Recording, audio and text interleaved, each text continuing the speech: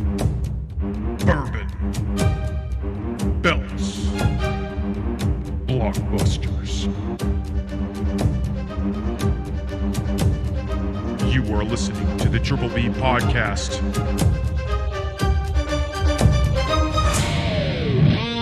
Let's fucking go. Welcome back to the Triple B Podcast, Bourbon, Belts, and Blockbusters. I'm Ryan. And I'm Tim. And this, right here, is a fucking show. What do we do on it? We talk about bourbon. We talk about Blockbusters. And we talk about belts. We said that backwards, but it doesn't matter. Because we're here, we're best friends, we're having fun, and that's what this is. We're back with episode 28. Crazy. Moving right along. Yeah, we're just cruising. It's wild how quickly things go when you move to doing it weekly. Yeah. No kidding, right? You know? Could you imagine? I can't even think what episode we would be on if it was still every other week. Bi-weekly, yeah. Yeah. Probably about 14. Right around there. Half. Yeah, Roughly, something like that. Yeah. I'm close. I mean, it'd be somewhere. In that ballpark. Any hoozle. We're back. We got a cocktail of the week. Last week we did the Yellowstone bourbon. Ended up being a really nice bourbon to sip on. We both really enjoyed it. Mm-hmm. I think we gave it somewhere in like the 8, I 7, gave it 8. You gave it 7. Yeah, 7 to 8-ish. 7.5 average about. It's really good. I stand by it. Same. Yeah, it's really good. The cocktail we have today is phenomenal. As with what we've been doing since December started, even really around the Thanksgiving time, we started with some holiday-themed cocktails. We went with a hot buttered bourbon. All right? So typically, it's a very classic cocktail for winter time.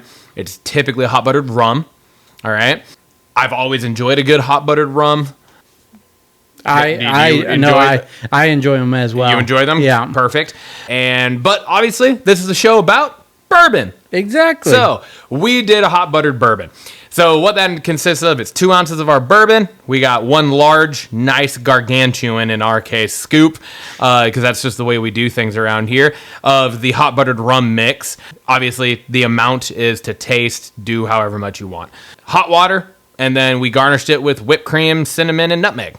Very simple cocktail, super straightforward, super easy. You literally just put it all, you put the butter, the buttered rum mix, you put the hot water and the bourbon all in a mug, you stir it up so the batter breaks down and dissolves and gets all, cohesive, mixed. The accoutrement. You gotta fucking mix it, man. You gotta,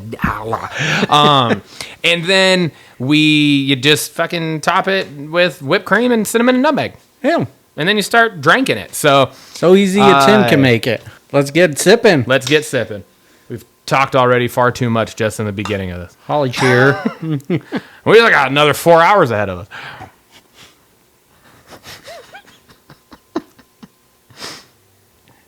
That is so fucking good. It is amazing. That is so good. That's a 10 out of 10 for me. Yep. There's no question about it. This is a 10 out of 10 cocktail. This is a 10 out of 10 drink. It's perfect for the season.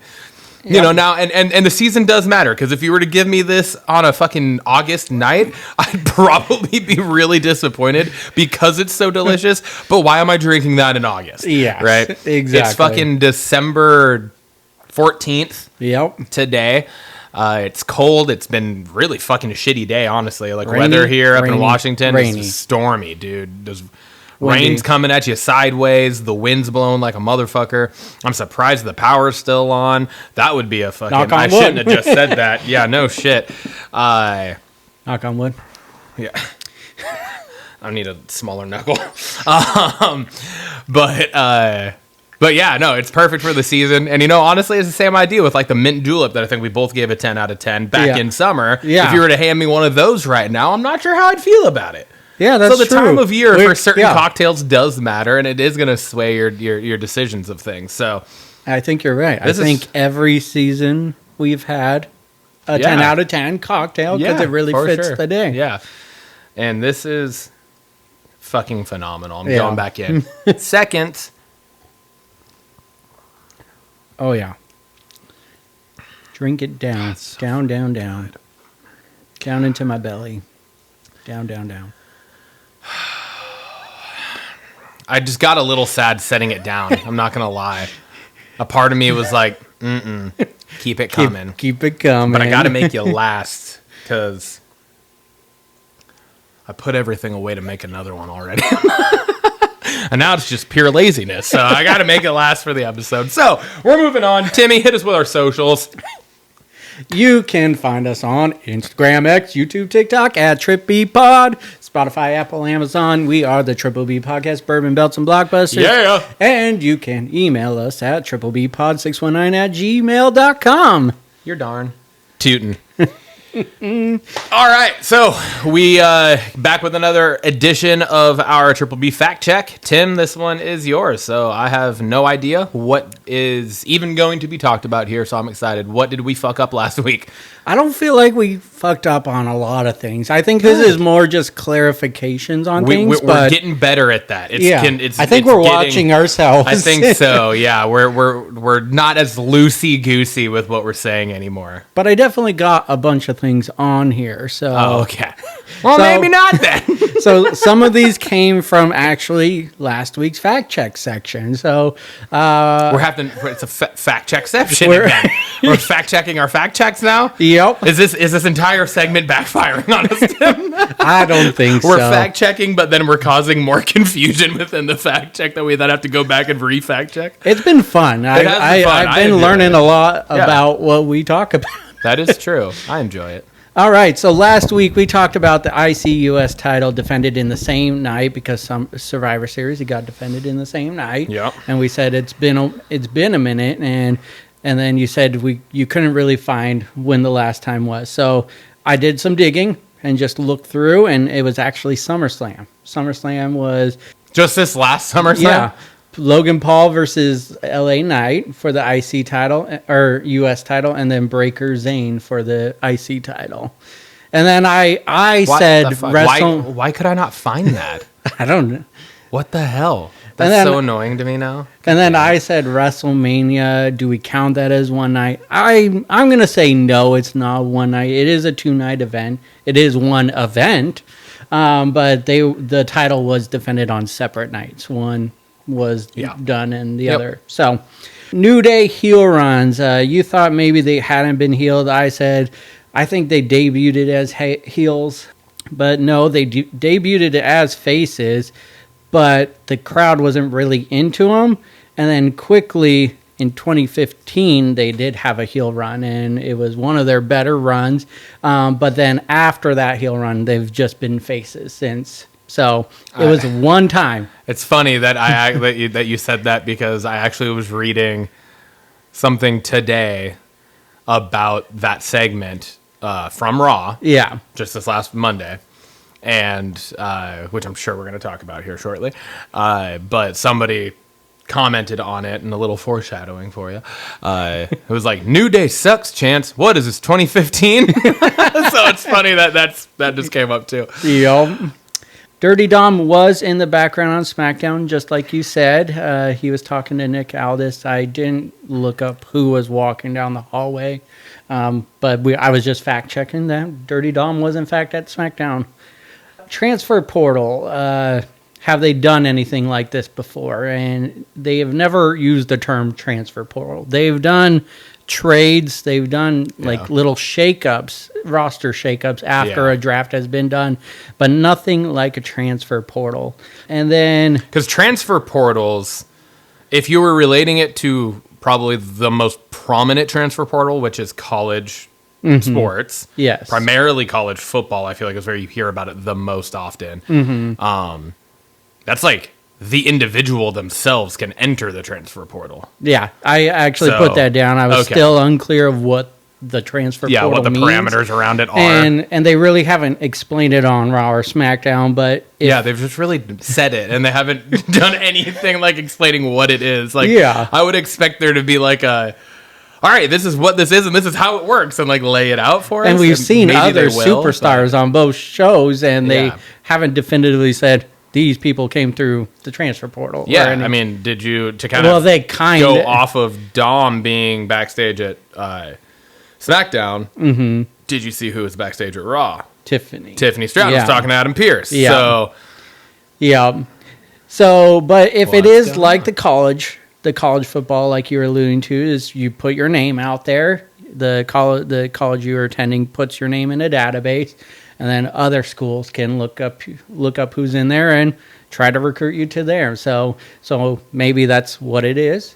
Like Dom is talking to Nick Aldis and saying, putting his name in. I'm putting my name in. So which plays into the kind of wrinkles with some Judgment Day stuff. So exactly. Getting ahead of myself, but continue. Sporting events on Netflix. You were talking about maybe a racing one. There has been 3 total live events on sporting events on Netflix. One was called the Netflix Cup. It was not racing, but it did have Formula One drivers teaming up with PGA Tour pros and having like a golfing challenges, whacking golf challenges, what they said. And then there was Netflix Slam, which was Rafael Nadal versus Carlos Alcaraz, and that was back in March of this year. And then there was the Tyson match. Okay. So Tyson, three sporting events so far. Okay. So there were the Formula One. That's probably where I was thinking of the racing. Missed fucking opportunity for them to not soup up golf carts. Yeah. And have the Formula One guys be the drivers for the PGA guys and have it be like a race to see who could finish the course first or something. Anyway, maybe that was. It did say, it just said wacky challenges. I didn't watch the event, but I assumed it was like golf related challenges. Right. So has LA Knight been on Raw? This was more just like, because we were kind of talking like we think he's been on SmackDown. Yeah, I thought his roster debut was on SmackDown. It was on SmackDown. He's been only SmackDown brand, but he has made appearances on Raw. Yeah. But he's not been drafted or traded to Raw ever. So the Louis the 13th cognac price. I was curious. So I almost looked it up, but I was like, I know you're going to do this for the fact check, so I didn't. Because I wanted to hear it live. Yeah, so I feel like it's going to be steep. Via Total Wine website, a 50 milliliter. I got 3 sizes here. 50 milliliters. $800. A 750. Hold on. Those are like the airplane bottles. Yeah, I was gonna say. Let's just point out here, a fifth of alcohol. This was $49 at ticket price. I got it for $39. 750 milliliters. So you're talking 50 milliliters. I don't even know what the fraction is. 50 out of 750. Is that 175th? Yeah. Right? No. No, that's too much. Something, though. It's still a ridiculous fraction for that to be $800 for a 50 milliliter bottle. Yep. That's more than an airplane shot, though, right? Or is that an airplane shot? I feel like it is, but we might have to fact check that now. Damn it. 750 milliliter is $4,800. And just imagine, like, this is before the Washington tax. So you said for 700 for a fifth. For a fifth. $4,800. $4,800. And then for the 1.75 milliliter, it is $9,500. That's like the gallon size. Or the half gallon. Yeah, the half gallon. Yeah. Okay. 9,800? 9,500? Jesus Christ. Fuck, dude. That's some pricey cognac right there. We need to start distilling our own bourbon. Yeah. And I was going to say make it take 100 years to brew so we can make a lot of money, but that was a really stupid thought I just had. Laney, you got a job to do. Yeah. Your grandkids have a job to do. All right. The John Cena Kick-Ass actor movie you were talking about. You were saying we were talking about survival movies, and then you brought up this movie. Didn't know the actor's name or the movie. The actor is Aaron Taylor Thomas. Yes, and the movie is The Wall. Aaron Taylor Johnson. Aaron Taylor Johnson. Yeah. Johnson. Yeah. I got that confused with. JTT. JTT. Jonathan Taylor Thomas. ATT. Aaron Taylor Johnson, Jonathan Taylor Thomas. That is like a very close. It really is. Jonathan Taylor Thomas. Yeah. Yeah. Anyways, and The Wall. Yeah, Okay. The Wall. Okay. Yeah. Have not seen that movie. You haven't? No. I watched it. I liked it. I thought it was solid. The War Games advantage matches. You said you couldn't find anything, and I really couldn't find. I had to literally read about every single one that's taken place. So it was a lot of reading. There's 6 times the Faces held the advantage out of the 14 WWE versions of the War Games. So it's almost half. Can I restate from my fact check last week? It might have been less of me not being able to find it and me not wanting to dig that deep into it. I almost gave up. I will be honest. I was like, all right, I'm not reading about each individual fucking advantage match. I was expecting it to pop up on Google and be like, oh yeah, this is who won. And that didn't happen. And I said, I can't find it. No, so That's where I went. had, That's as far as I luckily wrote it. Wikipedia broke down, because it didn't even talk about the advantage. Some of them did, but it literally was, I had to look at which superstar entered the match after the first 2 wrestled. So, and I was like, so you literally just looked at the War Games matches and the entrance order to figure it out. Yep. Okay. So that would have been. I didn't even think to do that, because that probably didn't take as long then as trying to find each actual advantage match. The only thing I had to go was, all right, was this superstar heel during that time? And for the most part, it was pretty easy to determine. So did you date this all the way back to WCW times, or was this just NXT? Just through WWE? Just from when WWE started it up again. Okay, cool. Yeah, that would have been no, thank you. Yeah, I was gonna say, how the fuck do you? The claim waiver process. We were talking about. Yeah. Can you claim someone to your practice squad and then sign them to the main roster? It's when you put a waiver in, claim in, they have to go to your active roster. They can't go to your practice squad. Okay. So you can demote them later on to your practice squad. Yeah. That's I think that's what I thought it was. Yeah. Was that had to go to the active. But if the player does clear waivers, you can sign them to your practice squad. Yes. Yeah. And then last week we were talking about finishers and them not being protected, and then I did say Kenny Omega's finisher is very protected, and it's only been kicked out once. I was correct on that, but I called it the Fallen Angel. It's called the One-Winged Angel. Gotcha. One-Winged Angel. And only one person has kicked out of it, and the wrestler is Kota Ibushi. Some other well-protected finishers out there that have minimal kickouts is the 3D, done by the Dudley Boys. Oh, yeah, okay. The Jackhammer. Goldberg. And then the punt, the Randy Orton punt. Oh, wow. So there was a few more on there, but it did say that they've had kickouts, but these were like the ones that were very distinct. Not many people have kicked out. Oh, okay. I think they said one person's kicked out, and it was the Motor City Machine Guns that kicked out of the 3D. So, fun little fact. Oh, that would have been in Impact? Would that have been I believe so, yeah. Okay. So that was the fact check. That's what I got. So nobody's kicked out of the punt? Or the jackhammer? No, there's a couple. Oh, there were some. Undertaker and Brock Lesnar were the only ones that were listed. That had kicked out of the jackhammer. That's fucking crazy. Yeah. That is wild. Damn. All right. Yeah. Shit. That was my fact check. I thought those were pretty cool. Yeah, that's awesome. That's super cool. I love that we're doing that because, like you said, we're just learning more and more shit about the stuff that we love to talk about. Yeah. Awesome. Well, dude, that brings us to our weekly football chat. Seahawks, once again, that was the biggest matchup of the year so far, realistically. It did, it put us 2 games at the time, 2 games ahead of everybody in the league.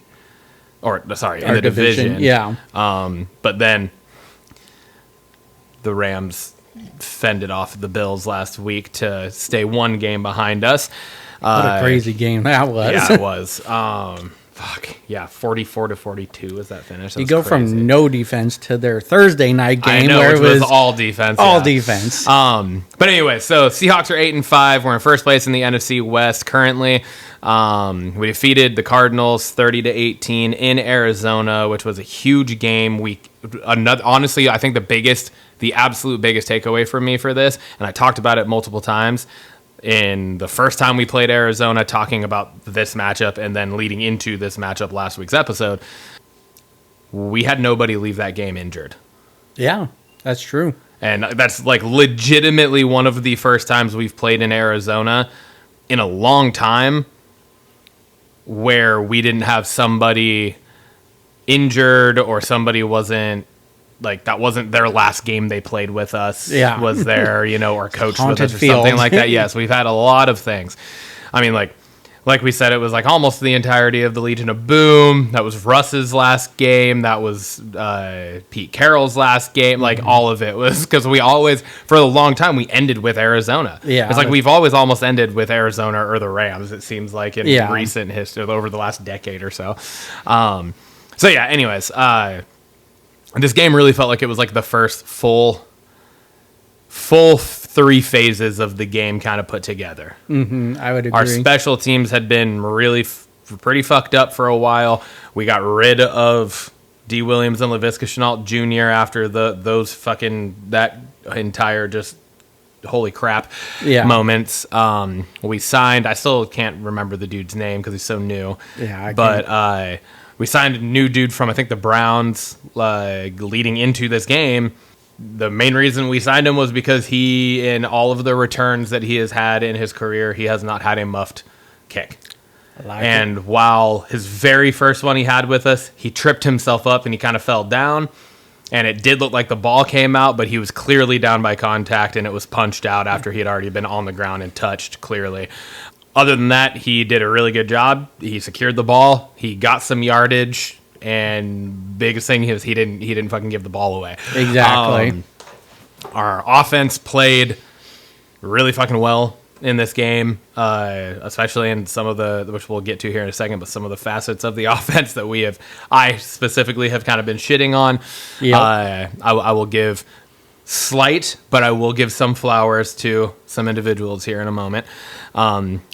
I want to see it stacked though before I start giving full, credit. No turnovers.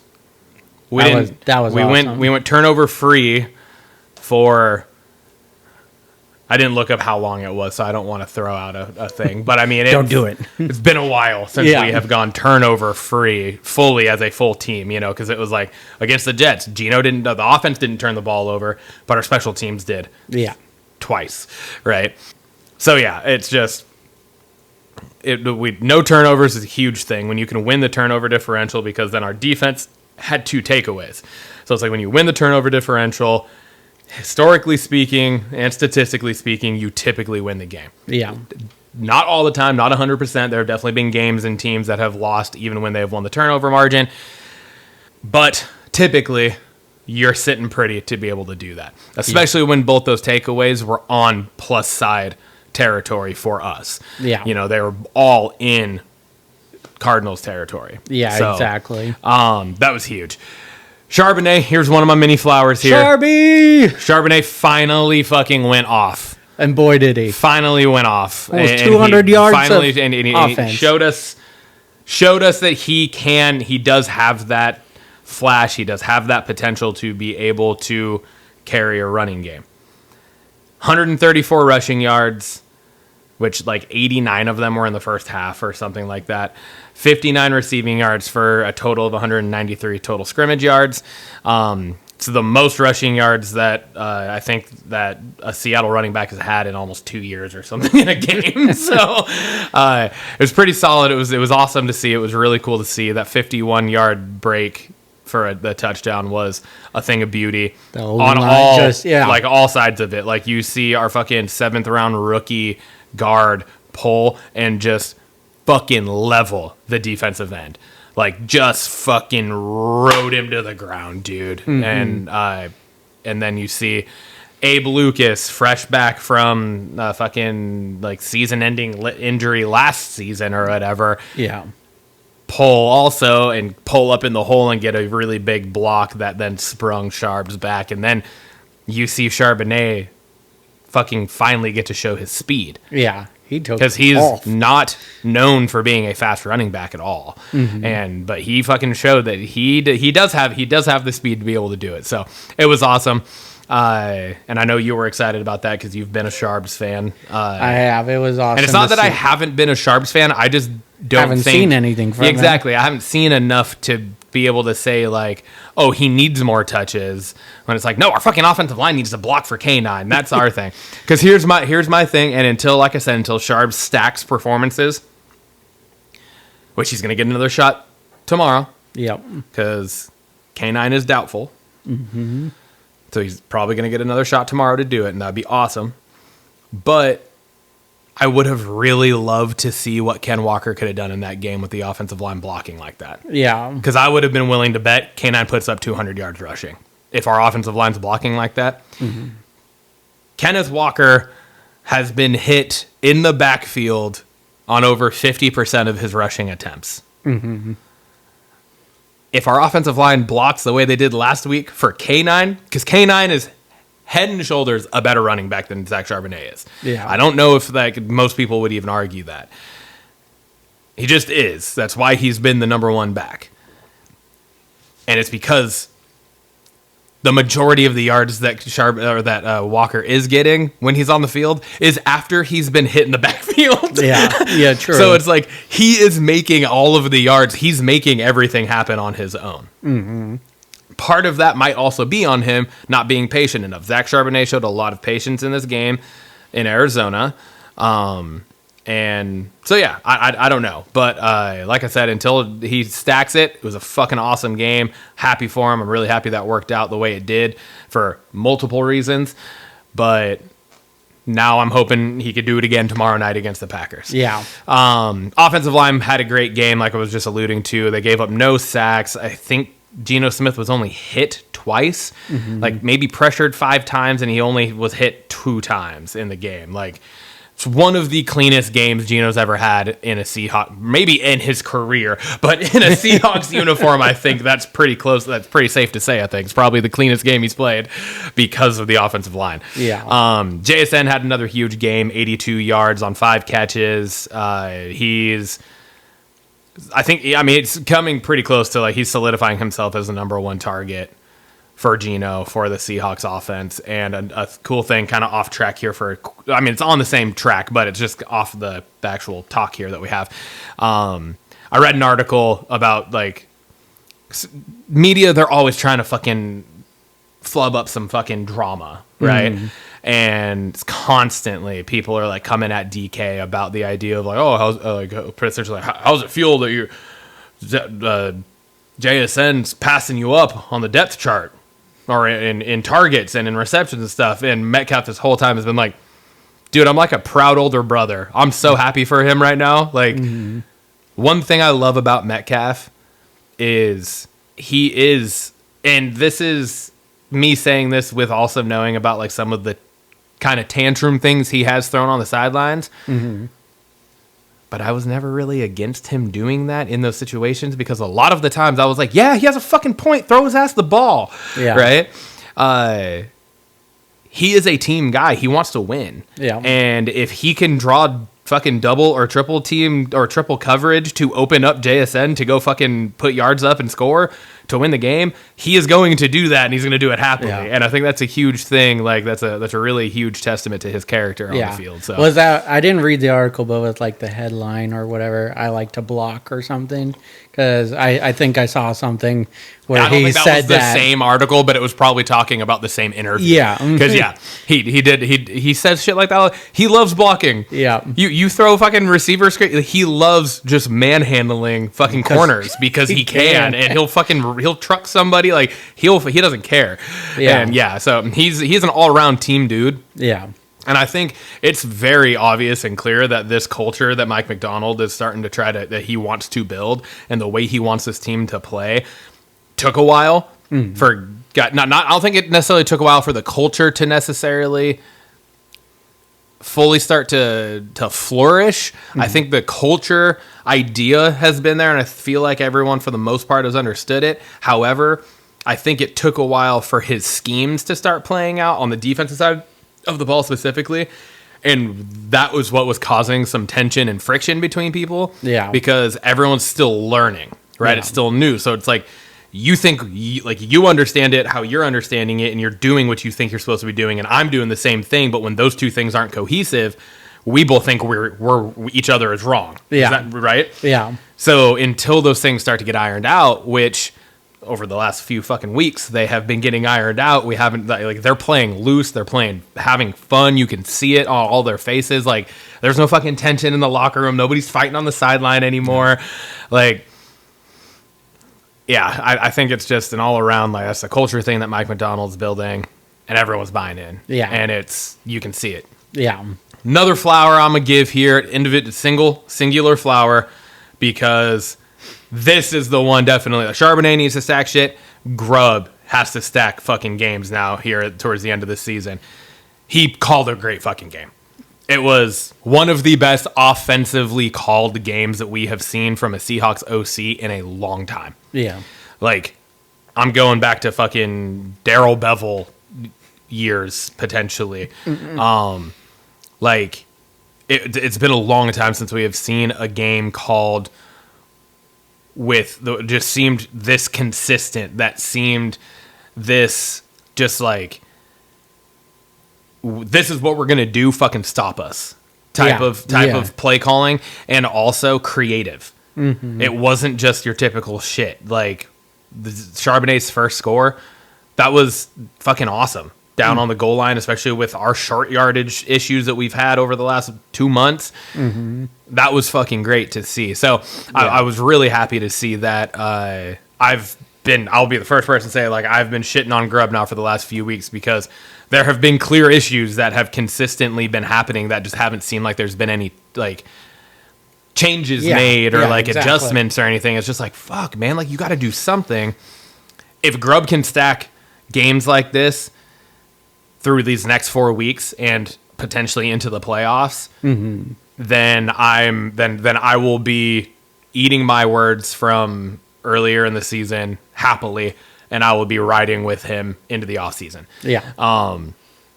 Because just, last week and the week before, I was like, if this shit keeps happening, I wouldn't be surprised if Ryan Grubb's gone in the offseason. Like, one and done type of thing, because that's the type of season he was putting together as an OC. It was a potential one and done thing. A game like last Sunday, you now start to stack those. Now you're starting to show those adjustments as a new offensive play caller in the league, coming from college, that you can make adjustments. And yeah, it took some time and it took some growth, but now you're at that spot. I think you might be saving your own job there. So agreed. We are now in the driver's seat of the NFC West. Like, literally, we hold the keys to our own future here. Destiny. Yeah. If we win games, we win the division. That's where we're at right now. If we win out, we win the division. There's nothing anyone else can do about it if we win out. I just got a few things to.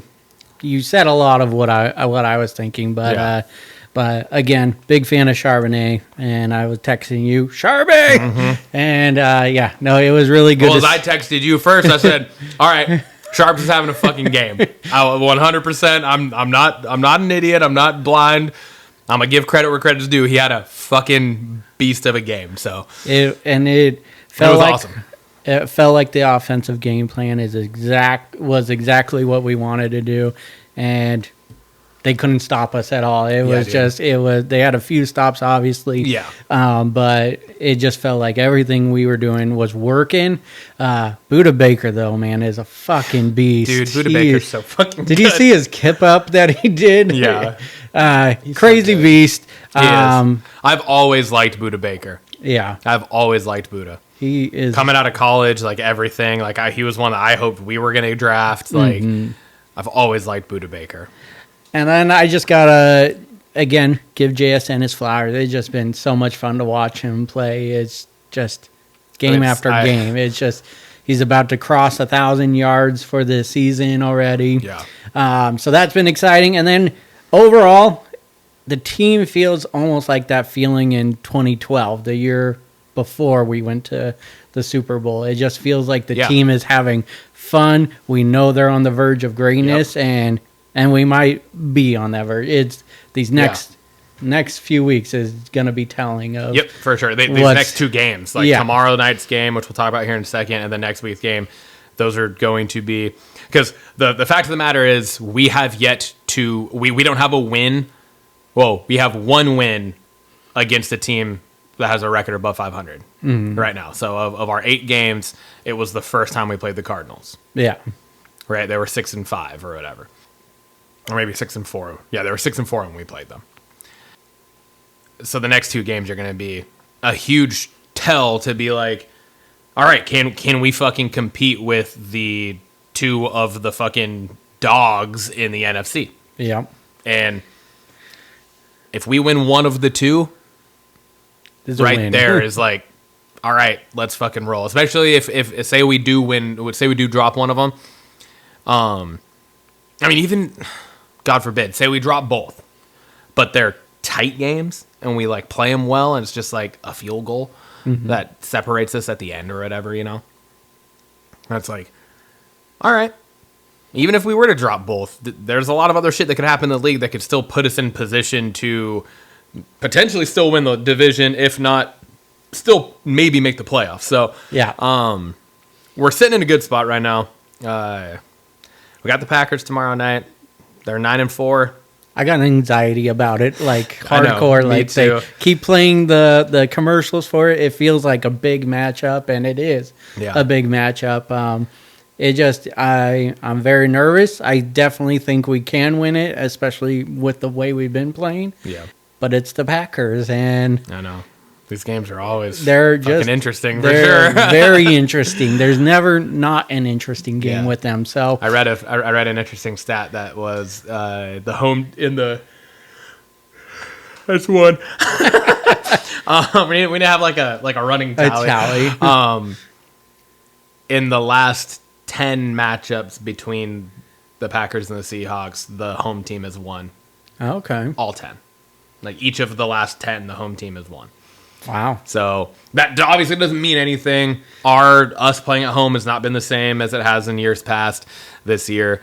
But we also weren't playing the best football earlier in the year when we had been playing most of these home games. So we'll see. I'm stoked for this game. I'm really excited for it. I think it is truly like, because we're going to go into this game, whether we're, the underdogs or we're the favorites to win. I don't know what we are the underdogs. Okay. So the Packers are projected to win. I've read a bunch of articles that are like NFL analysts picking games this weekend and stuff, and like nobody's picked us. And I'm fine with that. Because this team, where they're at, just kind of like what you were talking about, we have there's feelings of a decade ago. Yeah. 12 years ago.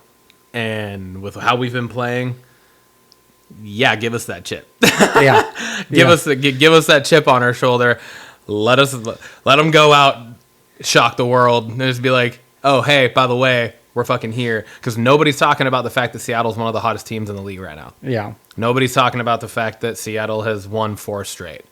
Nobody's talking about the fact that over the last 4 games, Seattle has the number 2 defense in the NFL. In multiple, like that's just like all of the stats combined to average it out. We're the number 2 defense, but we're in the top 5 in almost so many of the statistical categories for defense. I think I don't know what the game has been, like how many games, but we are the number 1 defense right now for a certain set period of time now. Like overall defense? Overall defense. Oh, okay, shit. Sweet. So it's probably over the last 4 then. Yeah, I think so. But yeah, so there's a shift happening. There's a lot of really good things happening on the Seahawks side. And say these next 4 games don't go the way we want them to go, and we lose some close games. we're fucking building something. Yeah. Regardless, this season is already, we're fucking 8-5 right now. We have gone 3 games past what anyone predicted we would win right now. Mm-hmm. So nobody thought that we were going to win more than 5 games this year. And we're 8-5 and in first place in the NFC West going into the final 4 weeks of the season. So regardless of how it ends, this has been a successful year for McDonald's first year. And hopefully they can just keep it rolling. Hell yeah, man. Let's go. Let's rock. Go Hawks.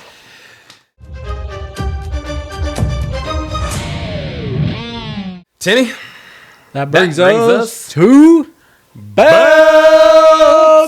Hell yeah. And with bringing us to belts, my dear Timothy, what do you want to talk about? Boy, I want to talk about Gunther. I want to talk about Finn. I want to talk about Priest.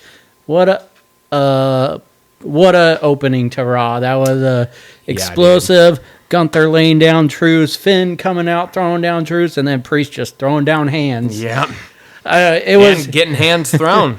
Yes, it was a fun opening. I like that Finn is still, while being in this feud, driving a wedge with Judgment Day, because he did throw in, you're giving undeserving Dirty Dom a chance for the... And did you see the side eye? Did you see the side eye from Dom when he said that? Yep. It was perfect. So I like that wedge is still being drawn, even if he's thrown into this feud. I like the jabs at Finn about him being the first Universal Champ for a night, and then just been a nobody since. So it was just a great opening. The match is going to be toasted. Yes, absolutely. I agree 100%. That was one of the things I wanted to talk about, was just the fact that Finn kind of weaseled his way into this, but in a very well done way to make himself in that title picture, and then Priest just like not being done with everything in general, and the fact that Finn has cost him 2 championships now. Yeah, like cost him his title the first time, and then cost him the chance to recapture it the second time. And then like it was just poetic almost that Pierce made it a triple threat match. So, because it's just like, Priest should be in that match as well, and the match is gonna be awesome. I'm stoked for it for sure. I want to talk about the women's IC triple threat match. So the Lyra, Zelina, and Ivy Nile. Mm-hmm. It was a fucking awesome match. Mm-hmm. I thought it was really good. I really enjoyed it. I think they're 3 of the best, I would say, mid-card women's division superstars on Raw. Yeah. They might be the 3 best mid-card, right? Which is where I have an issue with this. Why the fuck do you have all 3 of them in the same match? The women's mid-card division on Raw is uberly weak. It is super weak. It doesn't hold a candle to SmackDown's. Like, we had some really solid triple threat matches for the U.S. tournament for the women's division on SmackDown, because their roster can hold that. Yep. I don't understand why in the first round of the IC you have literally the 3 who honestly probably, like, this should have been the finals for the IC title, should have been between these 3 women, potentially.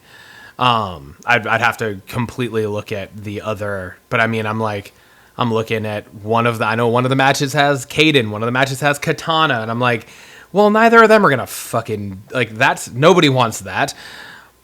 So I just don't understand that. That's why I'm like, I'm here for Lyra winning that match, but why does it have to come at the at the expense of now costing Zelina and Ivy both an opportunity to continue to push themselves as well? Why does that have to happen in the first round? That doesn't make sense to me. Because I said when they were announcing the US, why the fuck is Zelina Vega not in it? And you were like, well, because she's on Raw. And I was like, oh, fuck, yeah, that's right. Yeah. Because I was like, Zelina Vega should be in a title picture like this type of thing. And it's like, yeah, cool, she's in that, but you have her in it against, like, in the worst situation where it's like, I want all three of those women to win those qualifying matches to move on to the next round. Yeah. You know what I mean? So... Yeah, I got qualms about this. This is what I was alluding to in there. Oh, is it? I'm very heated up about this. Yeah.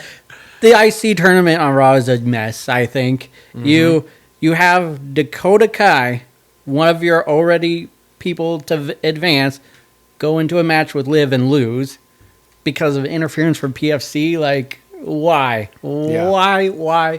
Why are they even out there? I know. I don't This get whole long running feud that PFC has with Damage Control It's a makes joke. no fucking sense. They've because lost over and over. every fucking time, almost to every single one of them, and Damage Control like isn't even really acknowledging that they exist. No. And most of them are in another storyline now. Yeah. So it's like, what the fuck? I just don't get why Dakota Kai needed to lose there. That makes her weak looking. I know she was distracted, but it still makes her look weak in this tournament. But it's also like, it doesn't make sense to me. Why was that not Kairi Sane? Yeah. No, Put Kairi Sane in that match, because the whole point of that match was it's Liv versus Io Sky at Saturday Night's main event, right? So she's taking on somebody from Damage Control, yeah, from Io's stable. 100%. So now, why does it have to be Dakota Kai, who just won a qualifying match for the IC? Exactly. It just doesn't, like, why are you now squashing her when she just won a match that should be propping her? Yeah. Put Kairi Sane in it. Make her lose. Not doing anything right now. She's not in any form of any picture. Nope. So, yeah. And then I agree with you about the three being in one match. They should have spread the love, but I think Zelina deserved the win on this one. Lyra is still young. She can get a win later on. She's already been in the finals of the Queen of the Ring this year. Like, it wouldn't have hurt her to lose here and let Zelina win. I think Zelina is deserving. Probably should have won the whole tournament on the Raw side of things. Yeah. I definitely think it's time to revamp the Raw's women's roster and use this transfer portal for some good and get some NXT women up there, because it's pretty weak if you're having three of your stronger mid people in one match on there. And so I was a little heated about that. Well, especially when you look at the other matches. Yeah. That's the thing where I think it bothers me the most, is like, we had the one at the Raw that we were at where Dakota Kai won. Who was that? Who was in that? Shayna Baszler was in it, and then Katana? No. It's the Kaden. Yeah. No. Katana. I think it was Katana. Yeah. I think it was Katana was in that one. I forget their names. I know. Yeah, I get it and Carter. Too. So it's like, why not have like one of those three that we just talked about in that match instead? Yeah. And have them win that. Yep. Right? Or if you if you're really trying to push Dakota Kai in this direction or in this situation, then look at the other two that you still have and just spread those three out. There's no reason for those three to be in that match together in the first round of the tournament. 100%.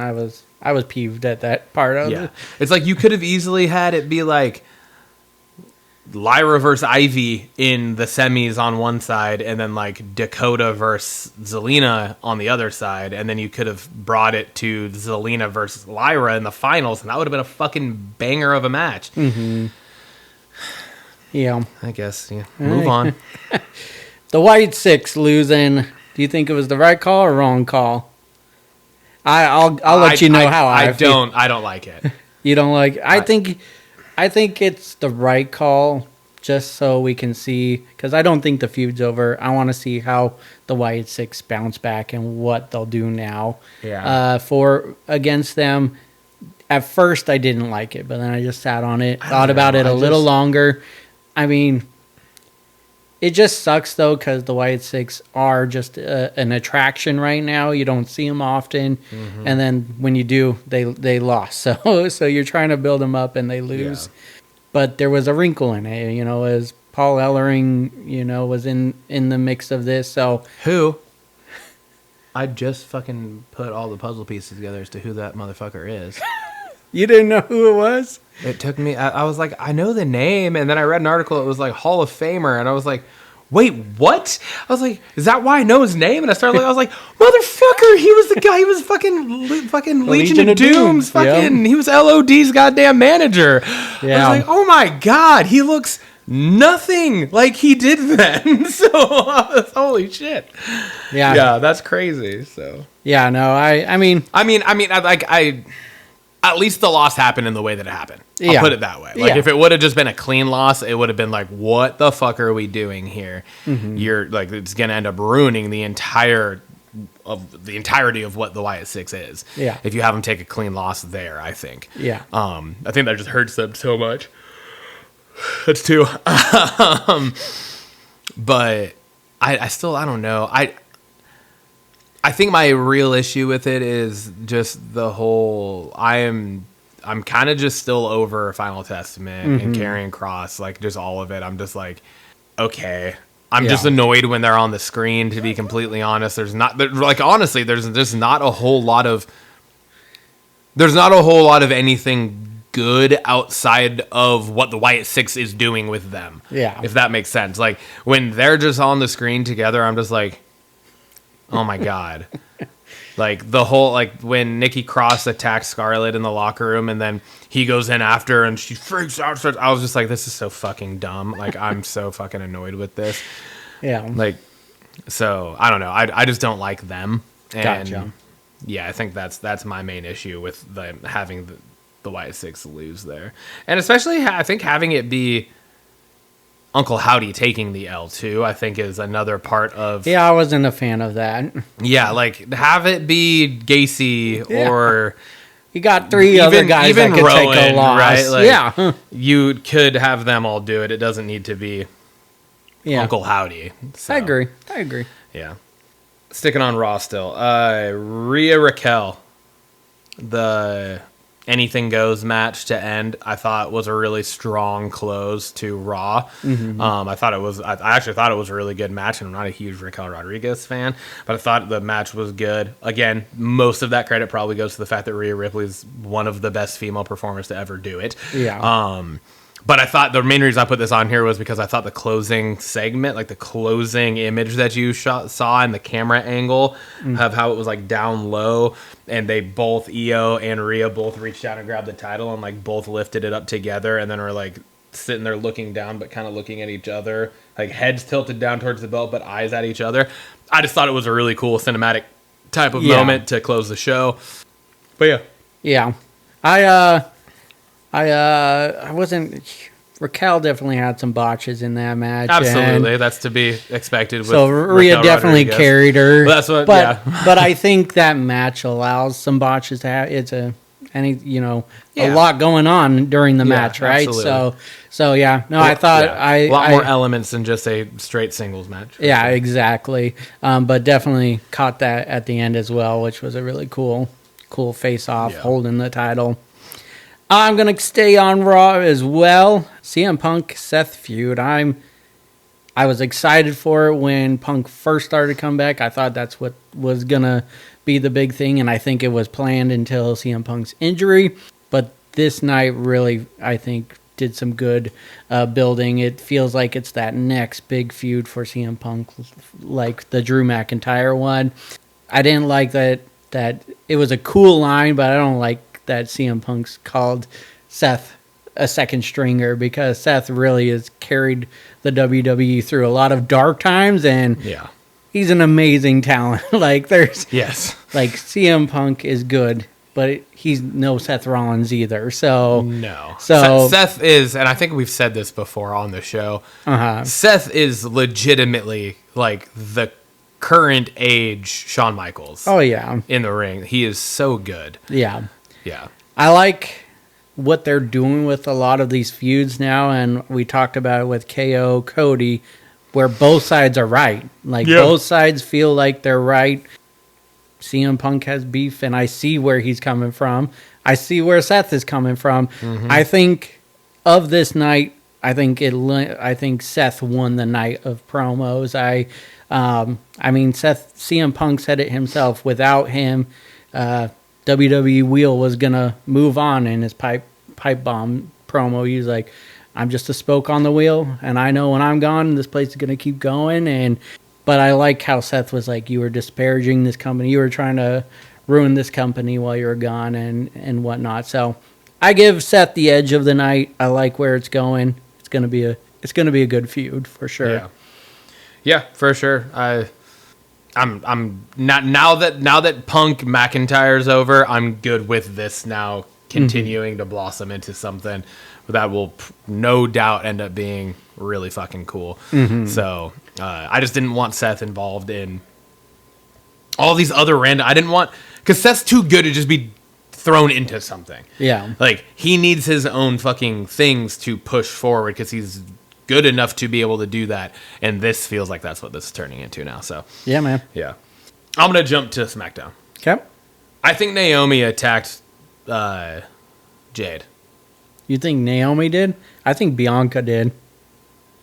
Oh. Bianca's been this long time face, and I think she's gonna go heel. That's an interesting one. Okay. I definitely think it was Bianca. I'm thinking it's Naomi because Naomi she's filling it right in. Yeah, and it feels like the perfect opportunity for her to kind of weasel herself into now being tag team champion, right? Because all this is about to tell Bianca, like, you're gonna have to drop the titles because Jade's not clear. But who is? Yeah, that's 4. But who's right there to save the day? Naomi, who speaks up real quick and jumps at the fucking opportunity to be like, oh, if Bianca needs a tag partner, I'll do it. I'll step in. I'll defend the titles with her. I know Nick Aldis said he has to check with people, but I do have qualms that some tag teams have been able to switch a partner out because of injury, and some have not, and so some have had to relinquish it. Or just switch it up just because you're the enforcer and I don't need you defending tag titles. Exactly. Yeah. I don't like how the rule for tag teams work, because it makes one rule works for one team but it doesn't for the other. But I definitely am like, it's so obvious that it could be Naomi, but I also think it's Bianca. I think it's you said that and I was like, oh, that's also good. I think either way is solid. Yeah. But yeah. Yeah. All right, I'm going on to Drew McIntyre attacking Jimmy. I think this further solidifies my point from last week that he is a part of this He-Man Roman hater. He is not attacking people teaming with CM Punk. It's more who was teaming up with Roman. And that's why he attacked Sami Zayn. That's why he attacked Jimmy and Jay. So I still feel like McIntyre's whole thing is more geared toward CM Punk. I don't think so. I mean, I definitely could see where you're coming from and what you're thinking with it. Yeah. I just feel like it's like he just came back from ending the feud with CM Punk. True, and it does fit. A fucking straight blood feud too. So. But I think the way he was talking about in his little promo on Raw was he was talking about the bloodline. Everyone went back to Roman after everything that he's done, So that's what leads me to believe that his focus is on the Roman side of things. Okay. So just wanted to say, put a feather in my cap. Yeah. I feel like you might be onto something there. You might be onto something. I have a qualm. Okay. Why? I don't understand the point in squashing Mello.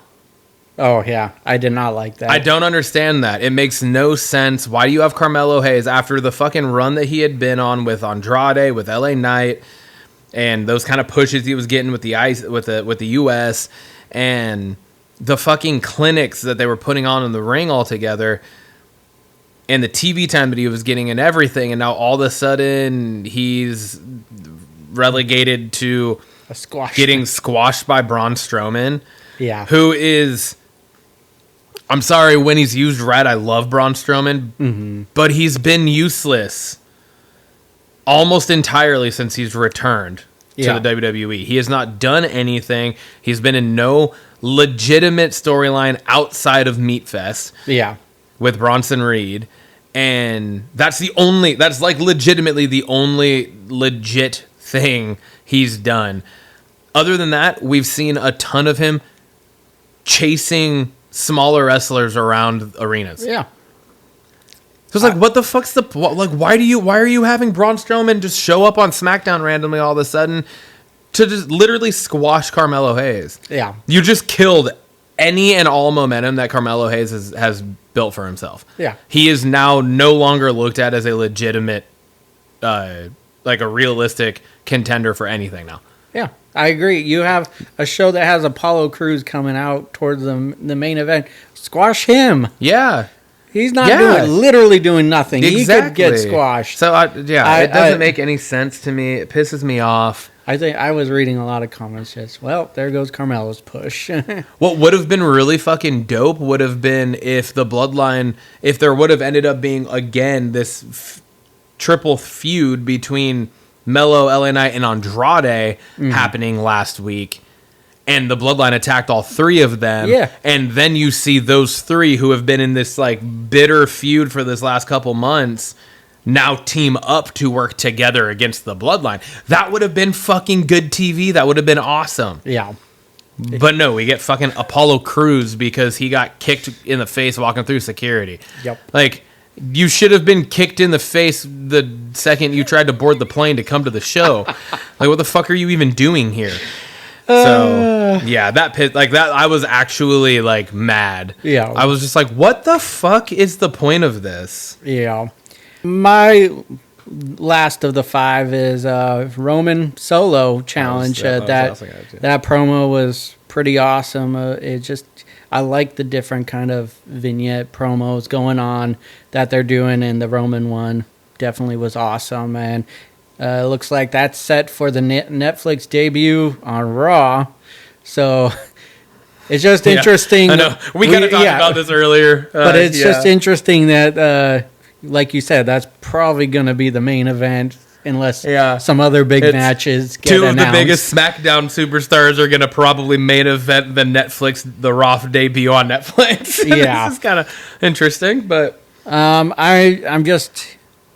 This is that next chapter in this feud of the OG versus new Bloodline, and I'm just really excited to see, because this is going to be that next what's going to happen, because there's something big coming, obviously. There's got to be a culmination, and I don't think that's at Netflix debut.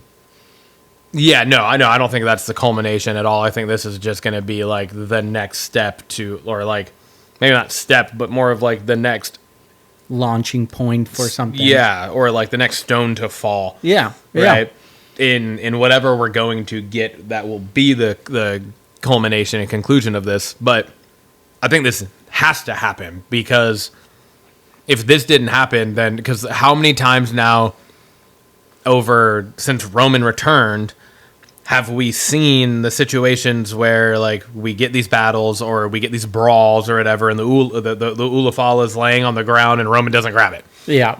He can simply just fucking grab it and put it back on and then walk away, and he's fucking, he hasn't tribal chief again. Yeah. Right? And this hasn't happened. And there's been some questions to be like, what is going on with the Ulafala? Like, that was the first thing we said while we were in the crowd at War Games after they won. We're like, he still doesn't have the Ulafala. Yep. So, like, yeah, they lost the one match, then they won this match, but, like, the Ulafala, he's still not tribal chief. Like, there's still this, it's not like this was for all of the marbles. So, yeah, there is this next thing, and I do like the whole, let's leave the tribes on the sideline, you versus me, one-on-one for the Ulafala, like, tribal chief versus tribal chief for ultimate acknowledgement. Yep. And it's like, all right, cool. And I think this, because January, that is, like, the road to WrestleMania now. Yep.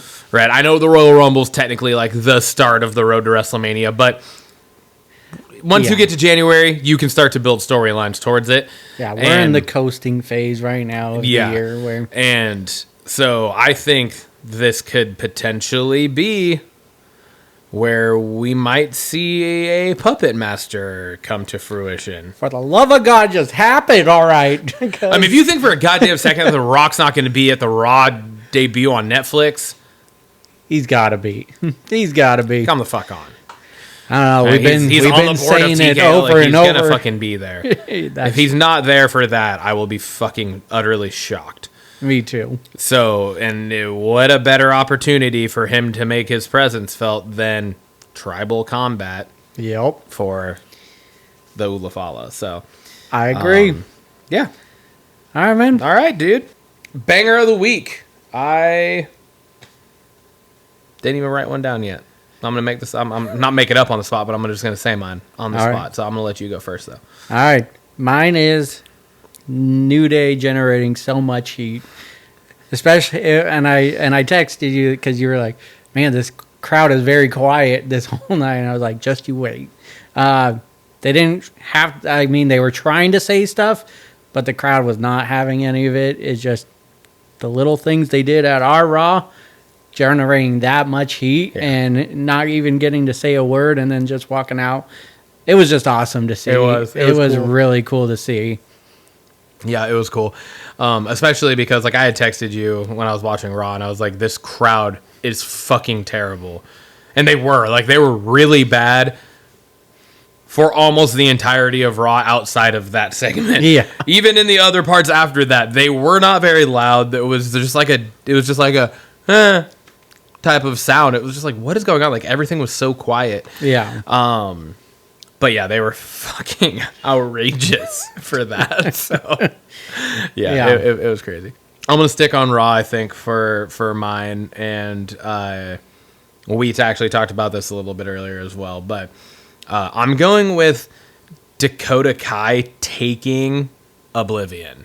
Yeah, as my banger of the week, and this is well documented on our show that neither of us are a fan of that move. Nope. And I think the main reason for it is because of how poorly the opponent usually takes it. Mm-hmm. Like it's not usually very good. Yeah.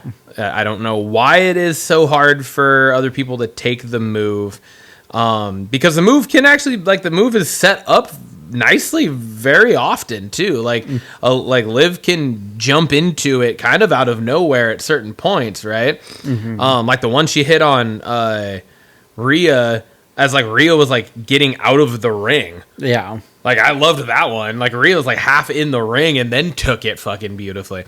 But Dakota Kai taking it, she's the first person really that we have seen take it super fucking clean. That's not Rhea Ripley. Exactly. Right? Because for the longest time, Rhea has held the title of, to our knowledge, the only fucking person apparently alive that knows how to take the fucking Oblivion finisher.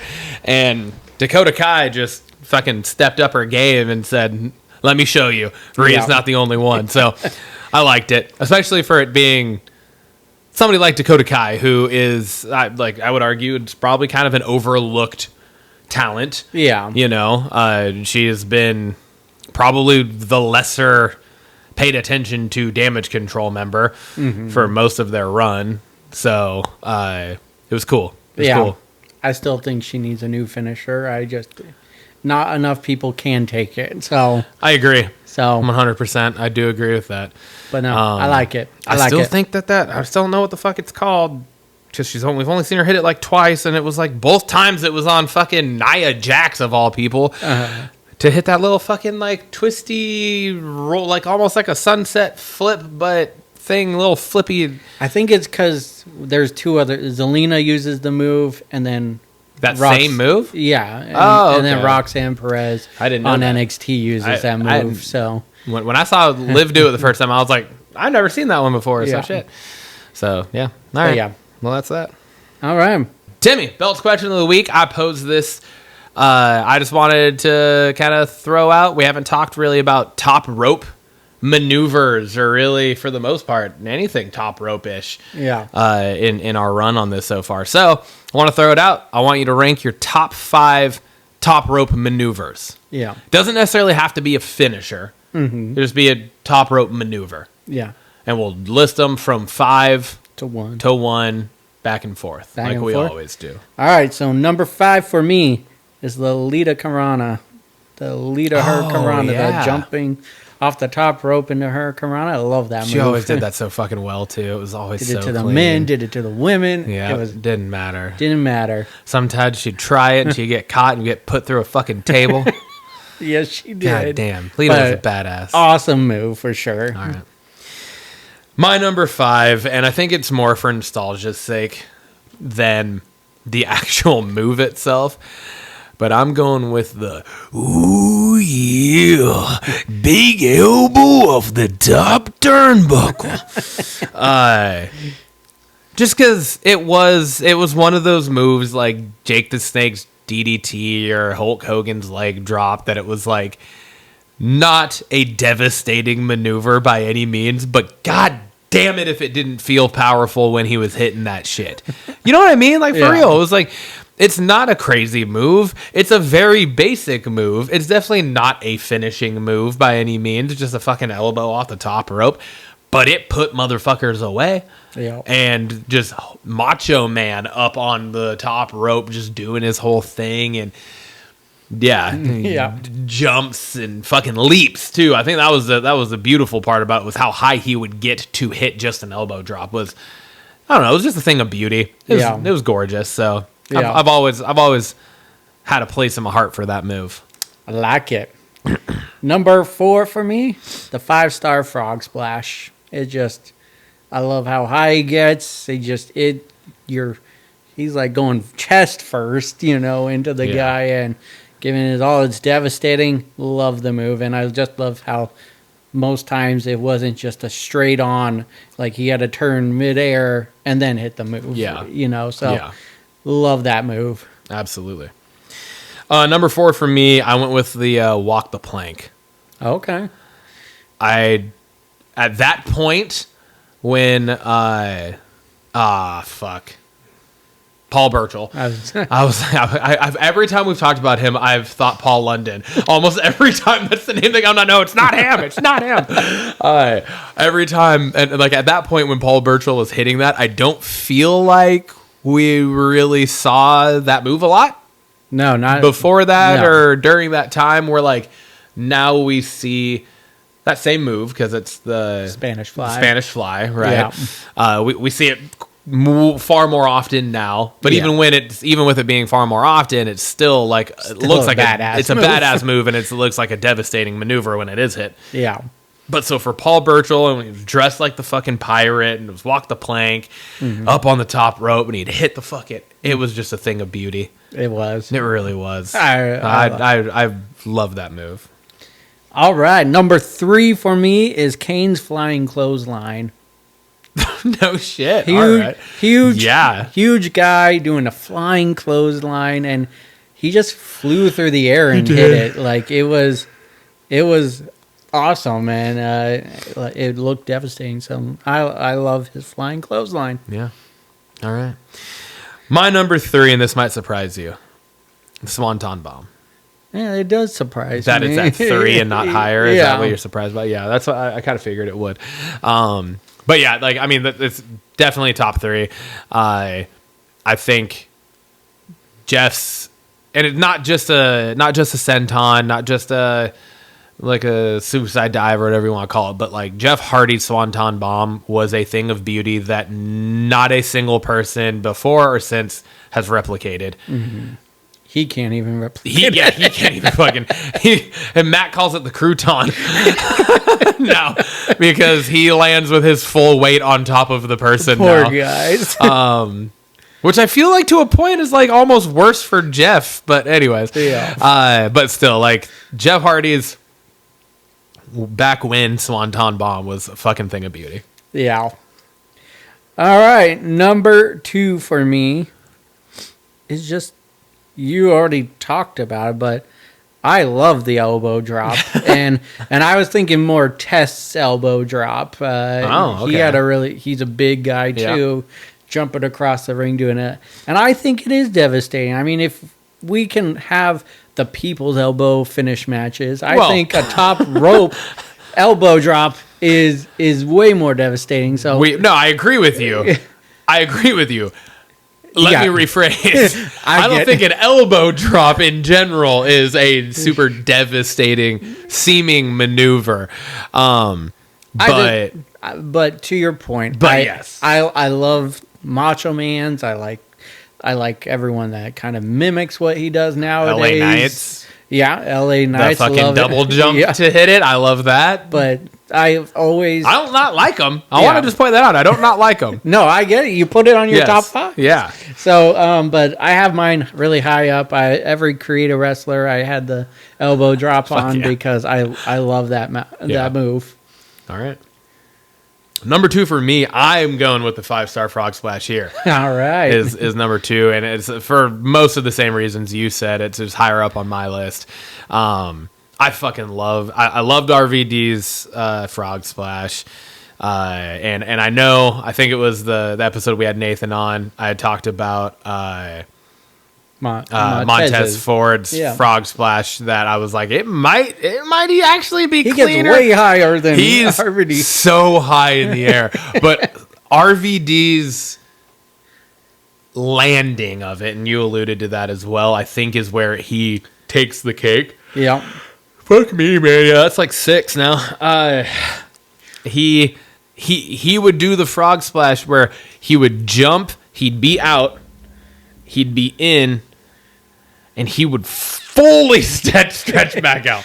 Or I don't feel like most of the time when you see anyone else do the frog splash, they're not hitting the full fucking extension back out. Mm-hmm. They hit out, they come in, and then it's more like right here. It's like hitting crossbody, right? You're like, RVD, like you said, he was landing fucking chest first onto people. Like, I feel like when people were taking RVD's frog splash, it was like they're bracing for this impact because they know he's putting everything into it. Yeah. Type of thing, where I don't feel like you necessarily feel that way with other people's frog splashes. Yeah. So, that's...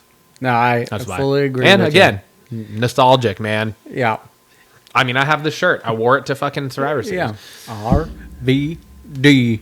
Fucking beautiful. Number 1 for me is the Swanton Bomb. It's just... There you go. It's just... The move is beautiful. Yeah. Jeff Hardy. Love Jeff Hardy. And it's just the first kind of flip that I tried doing, like on a trampoline. And many hurt necks trying to wait to the last second to flip around and everything. But, yeah. I just love the Swanton Bomb. It's just so synonymous with Jeff, and I love everything that Jeff did in the ring. So, yeah. My number 1 is one we have not said yet. Okay.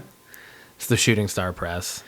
I was thinking about having it on my list. Specifically, Evan Bourne's Shooting Star Press, followed by Billy Kidman's Shooting Star Press. But Evan Bourne's Shooting Star Press is similar to like Montez Ford's frog splash. Evan Bourne got so fucking high with it. He got so high. He could get high and hit it out a little bit too. And his ability to then also take and sell counters out of the RKO, out of the Shooting Star Press, is one of the best RKOs in the history of the world. It was just so fucking good. But anyways, I love that move. I think the move itself is, you can have all these, twisty, turny moves. Like John Morrison used to hit the Starship Overdrive or something like that. Which, was a fucking crazy flipping, twisting, moonsault, fucking whatever you call it, senton, whatever the fuck. And like those things are crazy athletic, insane, but there's something that just almost looks even more unnatural to be able to do is moving one direction while flipping the other way. Yeah. You know what I mean? Like you're jumping forward but flipping backwards, and it's just, I don't know. I've always just loved that move. How many times I've hit because it's a gainer, right? Yeah. That's like the name of that movement in the skate world, at least. Yeah. How many times I've hit a gainer off of like a rock jumping into water or something, just because I'm like, I fucking love that. Mm-hmm. It's the same idea with doing swantons or I'd hit fucking Shooting Star Presses on trampolines too. Like, same stuff. So yeah, I love that move. That was a good question. I like looking through all those moves. So. Yeah, for sure. Timmy, this now brings us to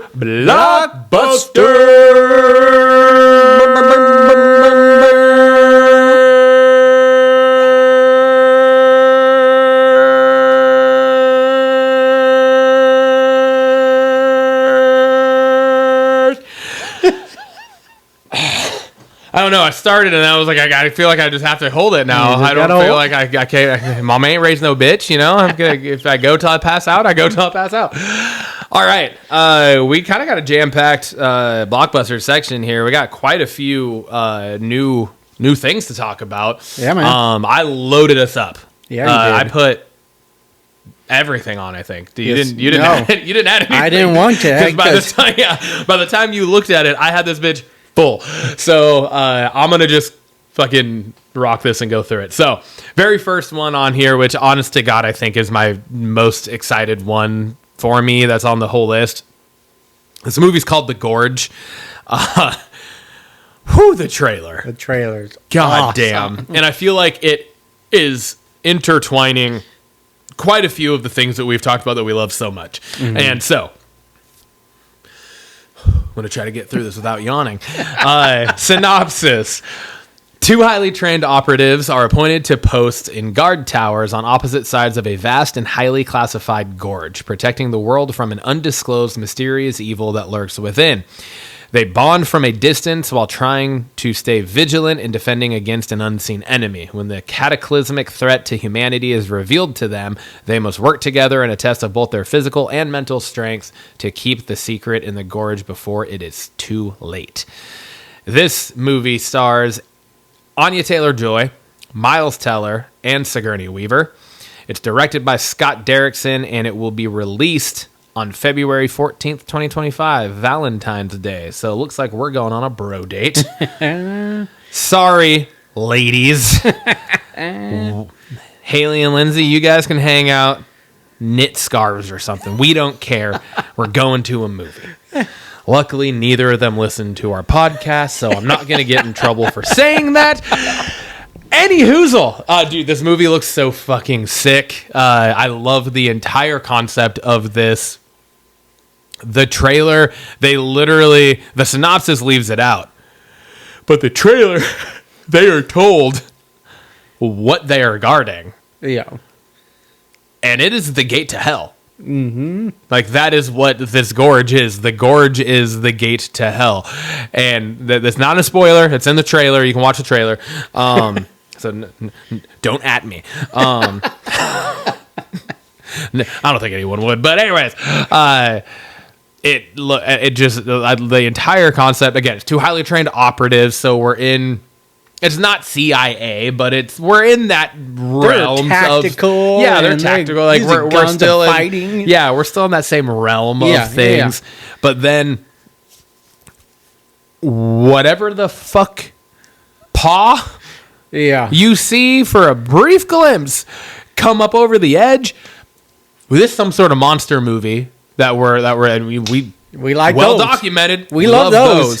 So it's got like action. It's got like thriller horror elements. It's got almost like a romantic element. It seemed like, I don't know if it's actually a romantic or not. I have no idea. But the trailer kind of alludes to something. It's just, I love it. And Anya Taylor-Joy, she's awesome. Miles Teller's fucking dope. We just talked about him last week with Top Gun Maverick. He's been in a ton of shit that I love. Sigourney Weaver, fucking, come on. Aliens. Ripley, let's go. Yep. So, yeah, man. And the fact that it's coming out in 2 months. Yeah. Like, literally 2 months from today. Today's December 14th. So, 2 months from today. That's exactly right. So, that's fucking awesome. I'm super stoked for this movie, man. Me too, man. It definitely, like you said, it's action. It's horror thriller. It's everything we love in a movie, and it looks great. It just looks fantastic. So very excited about it. Very stoked. This one, there's not a ton. There's not like a trailer or release date yet for it, but I just thought it was interesting because I thought that the synopsis for it is an interesting thing. So this is an A24 production. I want to throw that out there first, just to. I like their movies. I like a lot of the shit that they do. They've done a lot of really good like thriller, psychological, make you think movies. yeah, kind of fucked up, make you think things, Yes, right? for so, sure. synopsis for this movie is called Famous. It is in the film. Lance Dunquist has one asset that's about to change his life. He has the face of a movie star, and not just any movie star. Lance is the spitting image of a Hollywood icon, James Jansen.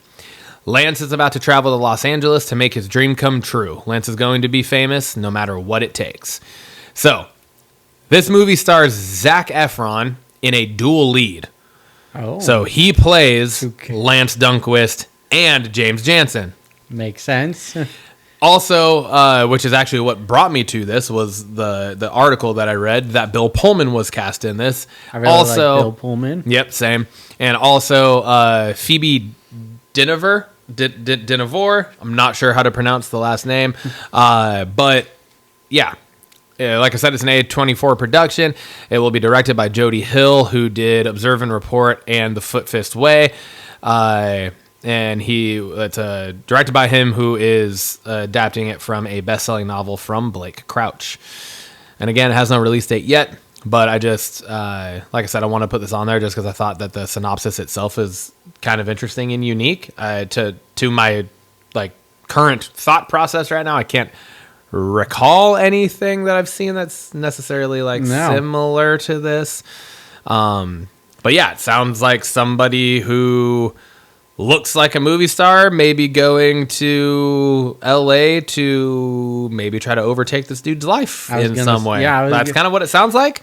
So I don't know. You put A24 and Jody Hill, who did Observe and sounds like it's going to be a dark movie. Like Well, and you also like you add Zac Efron in, who has done a handful of more serious, darker roles of late. He played Ted Bundy. Oh, that's right. Yeah. In I forget the name of it, but yeah. And so I don't know. I'm just I thought it was an interesting concept for a film, and I'm excited to learn more about it as more stuff starts to come out for it, and then when we start getting more details about release dates and trailers and stuff like that, I'm gonna be excited to see it. I wonder if Bill Pullman plays a detective, like kind of like in The Sinner. Yeah, That show was Yeah, badass. yeah, that show is and good. He was in that, so yeah. No, I like the sound of it. I like who's in the movie, and yeah, I would love to see. I'm excited to see more on that. absolutely. This one's quick, but I had to throw this on there just because I know both of us and we love fucking stupid comedies. Hell yeah, we do. One of the best, Meet the Parents, is getting a 4th sequel. It is now in development, and all 4 of the original leads are all in talks to reprise their roles. So obviously Ben Stiller and Robert De Niro, along with, honest to God, I don't know the names of the actresses, but it was Ben Stiller's wife in the movie, and then Robert De Niro's wife in the movie, who is Ben Stiller's in-laws. So yeah, there's no other actual information that I got from it yet, but I was like, oh, I gotta at least throw this on there just so we can just talk about for a fact, or just for a second, that it's like, the first movie was fucking amazing. It spawned 2 sequels. So you had Meet the Parents, Meet the Fockers. So that's now where her family and her are now meeting Ben Stiller's parents. Yep. Great and Fokker.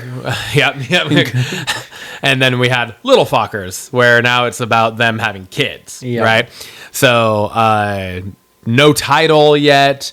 You're assuming it's going to be somewhere along the lines of the same, meet the something that has to do with whatever in their family. So yeah, I mean, I love. Yeah. I haven't seen Little Fockers now that I think you haven't about it. seen that one. I went to go see it in movie theater, and shit you not, the film caught on fire, and we got escorted out and refunded, and then we never went back. Never went back to see it again. Now, yeah. Oh, that's crazy. Yeah. That's wild that happened.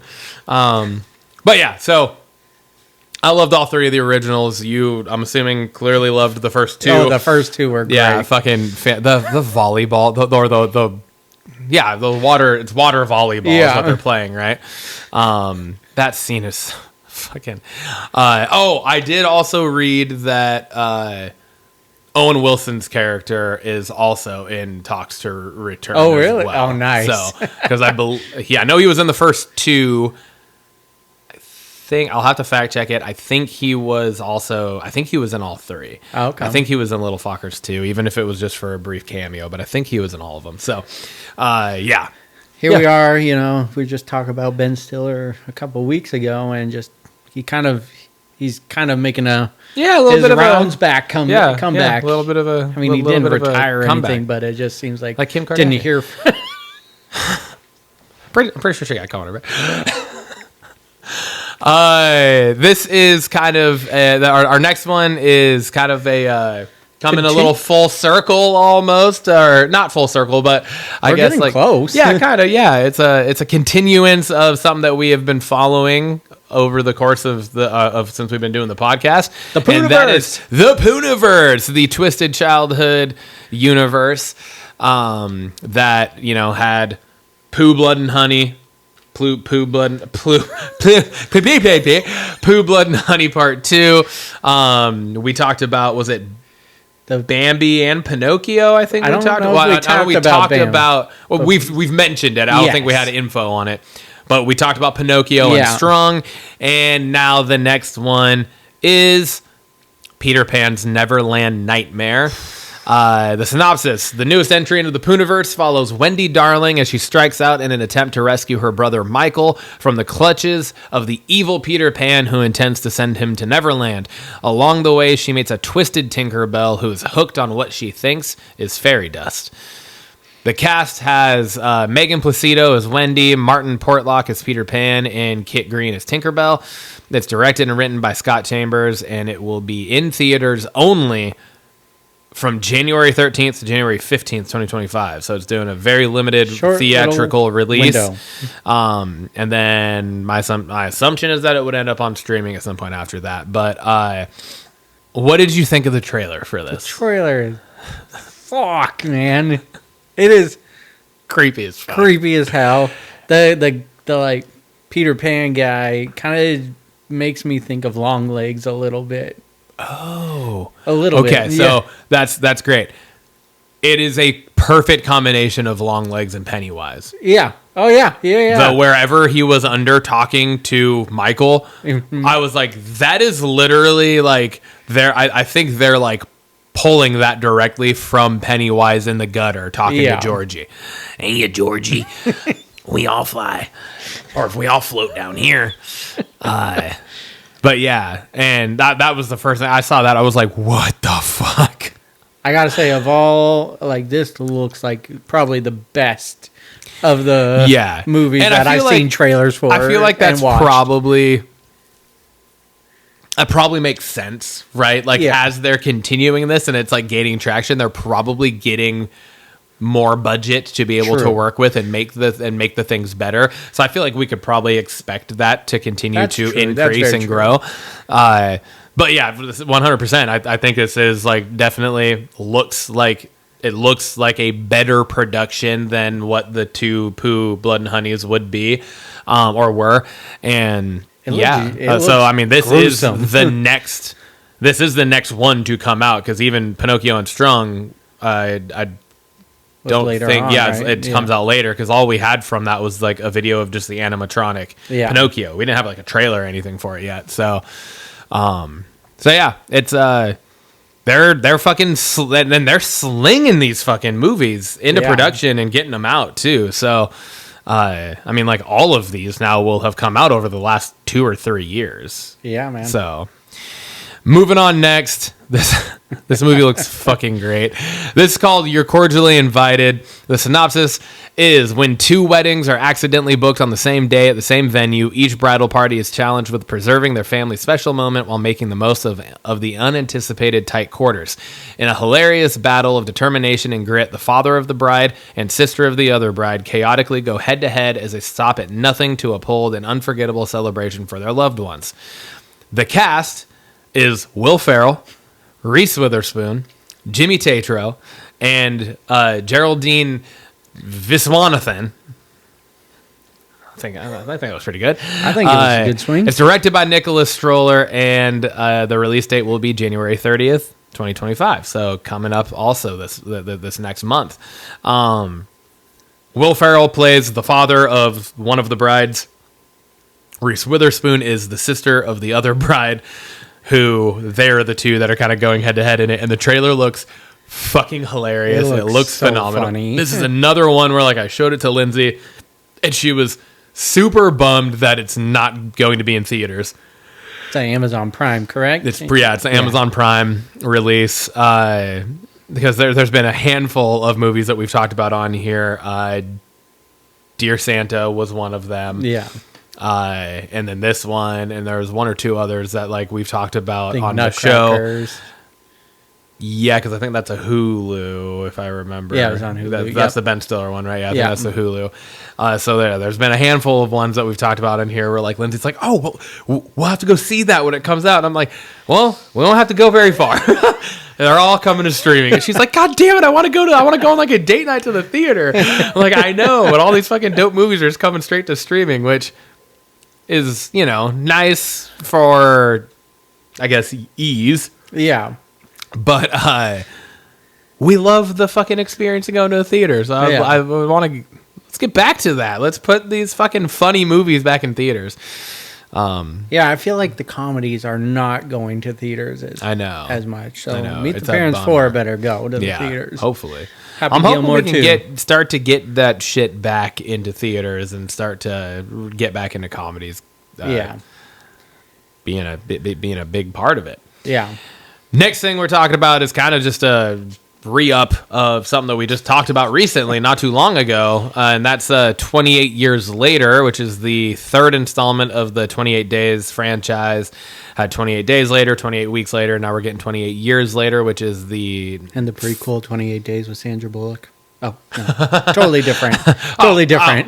But the 28 Years Later it is said to be the first in a new trilogy, continuing the story of the rage virus and following the aftermath of it happening. And we finally got the trailer. Yeah, we did. Boy, did we. Yeah, the trailer dropped for this. This looks utterly fucking terrifying. It does. It looks terrifying. The music too, or maybe not even it music. Wasn't. No, it was a recital of a poem. Yeah. Done in a really creepy fucking way. It was very anxiety inducing. Yes, absolutely. I was already tense from what was going on in the trailer, but that was just adding to it, and I was just like, "Oh my god, oh my god!" Dude, I know it was. Yeah, it was. It looks so fucking good. I'm so excited. We love us some zombos, and we love this franchise specifically. Yeah, and yeah, so I'm super stoked for this. I think. One of the things that I'm even more so excited about this is how it was shot. Mm-hmm. And you got the sense of this in the trailer because it felt like the footage that you were seeing in the trailer felt very 28 Days Later. Mm-hmm. Because, I mean, 28 Days Later came out, fucking 20 some odd years ago. Yeah. And so this movie was shot purely on an iPhone. Mm-hmm. I forget which one it was. But yeah, it was shot purely on an iPhone. That's crazy. And that in of itself is just fucking wild. But yeah, but so like you could get the sense of it has like a more vintage kind of feel and look to just the actual cinematography behind it. So yeah, it was. There's a lot of people going, because the movies are hard to find, like the DVDs and Blu-rays for 28 Days Later and Weeks Later is really hard to find now. And they keep on going, it's going to get remastered into 4K. But the way it was shot 28 Days Later, it won't look good on 4K because it was shot so differently on, I forget exactly how, but it's not able to be upgraded to a 4K. Yeah. And so I know fans keep on clamoring for it, but it's not going to probably come like they think it is. And then I did hear that I heard the trilogy part, and that possibly 2 have already been filmed already. Oh, okay. If not most of the second one is what I read. So okay, cool. So, because I read that the second one, I read that it's not going to be the same director. oh, okay. Either. I read that Nia DaCosta, who I believe was the director for the Marvels, that she had been tapped to direct one of them. I don't know if it was the second one or not. Gotcha. So maybe it was like this. I forget who did the first, who did this one, but who did 28 Years Later. But maybe it's the same guy doing the first two, and then somebody else doing the third one. Maybe I don't know, but still, the trailer for this looks fucking awesome. It made me so much more excited. Do you, off the top of your head, remember the release date? I want to say it was in June. I don't remember the date, but I think it's a June release. So we're still a little ways away from it, but regardless, it's just the trailer. Go fucking look at this trailer if you haven't seen it yet. If you're a fan of these types of movies, this is going to get you hyped. Yeah. So, all right. That brings us to our special segment for this week. It is our second episode of the month. Yep. Right? Yeah, second episode of the month. And with that, we are bringing back Toasted or Trash. But we have a little bit of a flip-the-doozle on you for Toasted or Trash this time. Typically, Toasted or Trash, I randomly pick a movie that I want Tim to watch, whether he's seen it before or not, doesn't matter. And he does the same thing for me. And we then respectively watch those movies. We watch them, kind of take some notes on them. We come back with our own scores. We compare them to the Rotten Tomatoes scores. And then we try to guess as to whether or not the person that assigned it to us thought that the movie was toasted or trash, or maybe somewhere in the middle. Mm-hmm. This time, because we talked about these two movies for the Belts question, or the Blockbusters question last episode, on the episode last week, I had said maybe we should watch these for Blockbusted. Mm-hmm. But we felt like because there's two of them and we both gave them as answers, it just fit better for Toasted or Trash. Yeah, and I think it does. Yeah, so that's what we're doing. So we kind of both already know how each other feels about the movies. Yeah, so we're not going to have to guess. Yeah, we don't really have to guess, but it's still worth just to talk about it. So my pick for you was Celtic Pride. It came out in 1996. Daniel Stern, Dan Aykroyd, Damon Wayans. Rotten Tomatoes, just a refresher because we did cover this last week, but Rotten Tomatoes critic score of 12% and the fan score of 32%. Mm-hmm. What'd you think? I thought it was good. I don't think I liked it as much as you did. Okay. I thought it started off a little slow. But then in the middle, it really started gaining track, and I found myself laughing quite a bit and everything, and then it closed strong. So I definitely didn't hate the movie. I think it just started off a little slow for me. Yeah. But it was I could see that for sure. It was fun seeing Stern? Daniel Stern, yeah. Yeah, Daniel Stern, and then Dan Aykroyd, and just because I haven't seen Marvin much things, right? Right? Yeah, for sure. Home Alone, and so it was a fun movie, and I think it was more just fun watching. Like it took me back to the mid '90s, and just like that's what we grew up through, and I was just like, oh yeah, that totally is the '90s. It screamed the '90s on there for sure. And then once the comedy started going, I thought it was well done, and I enjoyed it. I enjoyed it for sure. Yeah. All right. I chose score wise though. What would you? Okay, I would rate it higher than these critics and fans before. I would give it a 55. Okay. I would give it a 55. I didn't hate the movie. I enjoyed it, and I sat through it all. Didn't lose interest. So. Yeah, 55. Okay. Yeah. I think last week I said I'd give it like a 75 or something. Part of that's probably nostalgia. I got a little bit of that nostalgia bug with it, and it was one that I grew up with. So did you rewatch it again? Yeah. Okay, good. Yeah. Do you still feel it's an easy watch for me? Do you still feel that 70? Love it. Yeah. I still love it. Yeah. I don't. I definitely see what you're saying with the slow start. However, I love in the beginning the scene with him running the little kids basketball practice. It was fucking hilarious Yeah. to me. Having been a coach and I'm a teacher and like all of it, I just like so relatable to me and all of that. So there are definitely moments where I could definitely see what you're Well, saying. I was with it being excited because slow. that's how it started. I was like, all right, this is gonna be. Oh yeah. But then there was It just kinda there dried was out a there was little just a and- little yeah. bit of a lull there, but then like I said, it picked right up. So yeah, for sure. all right. Well, I chose Rollerball for you. This came out in 2002. It is a remake. Yep. This had Chris Klein, LL Cool J, Rebecca Romaine, Stamos at the time, and the critics gave it a 3, and the fans gave it a 14. Yeah. What did you think? Oh man, I had seen this movie before. I Yeah. had seen it a long time ago. Yeah. Hadn't watched it since. Rewatched it the other day. It's a pretty fucking awful movie, Tim. It's pretty bad, dude. There are so many. I mean, there are. I think having Paul Heyman in it is definitely a huge part. I will say that. I think that was cool to see. It was big. I did enjoy his role in it. I loved his announcing. His announcing's fantastic. What about Shane McMahon's cameo? I know. Just staring. Just like looks back over his shoulder.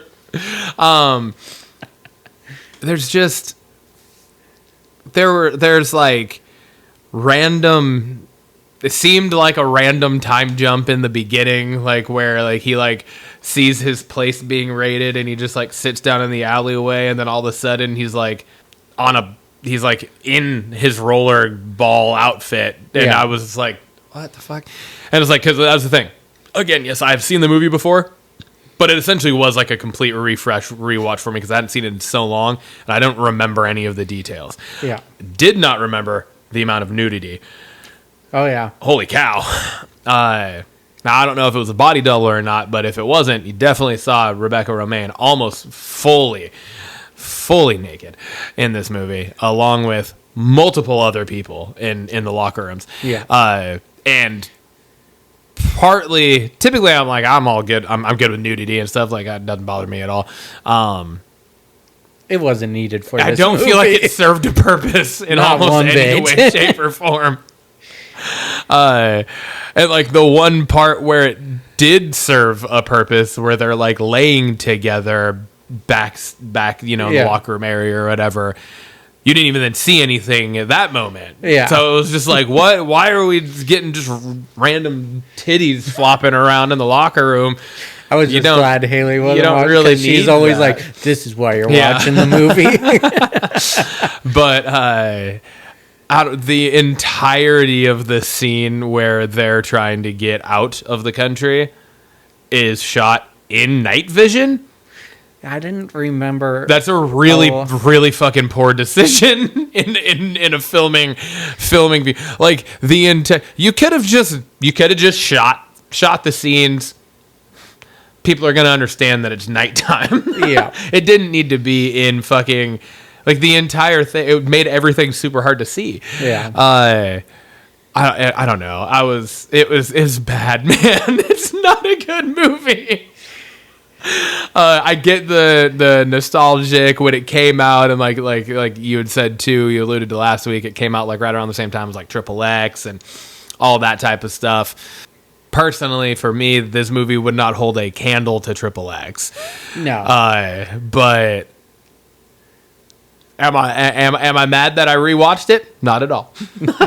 I'm still happy I rewatched the movie because there are moments in it where it's like, oh yeah, okay, that's cool. But I still think just like the game of rollerball is confusing as fuck, and it's not really explained that much within it. Yeah. And they had a rule change, too. Yeah. Then they add the rule change, which just essentially made it murder. Just murder on rollerblades. Yeah. Right? So, yeah, I don't know. All right, what's your fan score?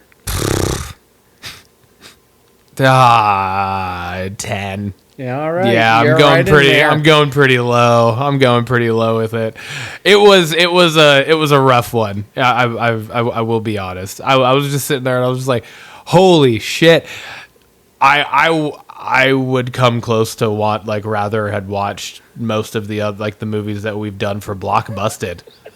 I would rather watch most of those again than rewatch this, I think.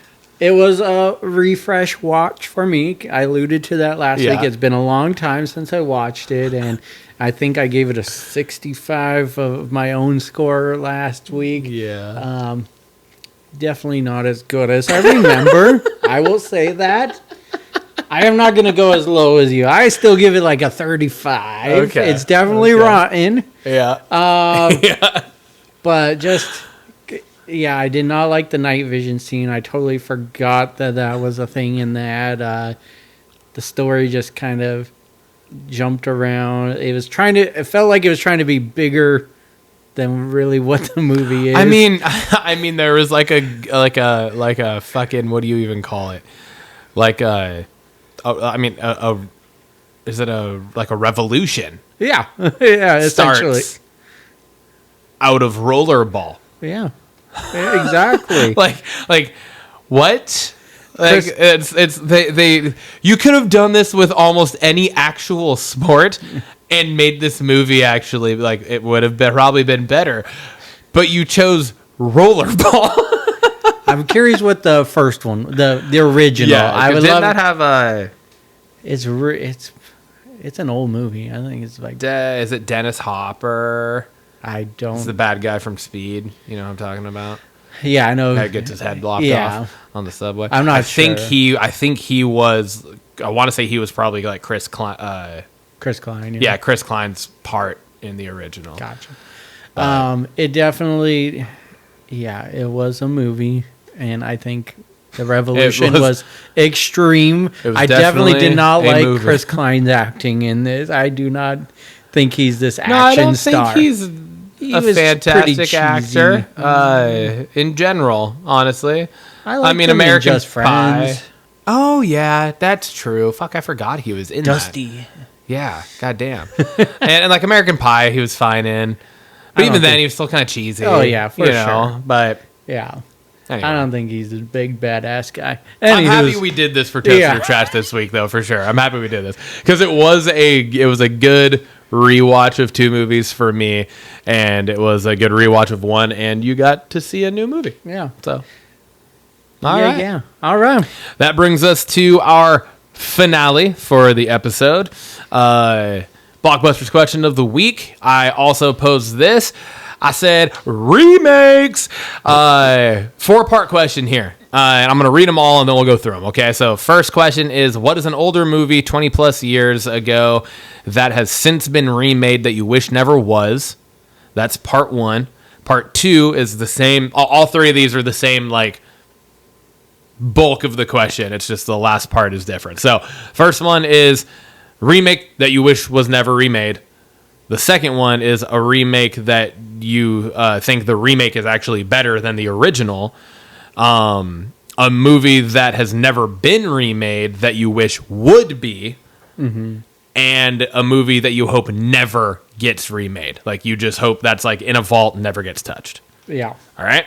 And we'll just start with the first one and bounce back and forth like we always do. So, movie that has been remade of a movie that was 20 plus years ago that you wish was never remade.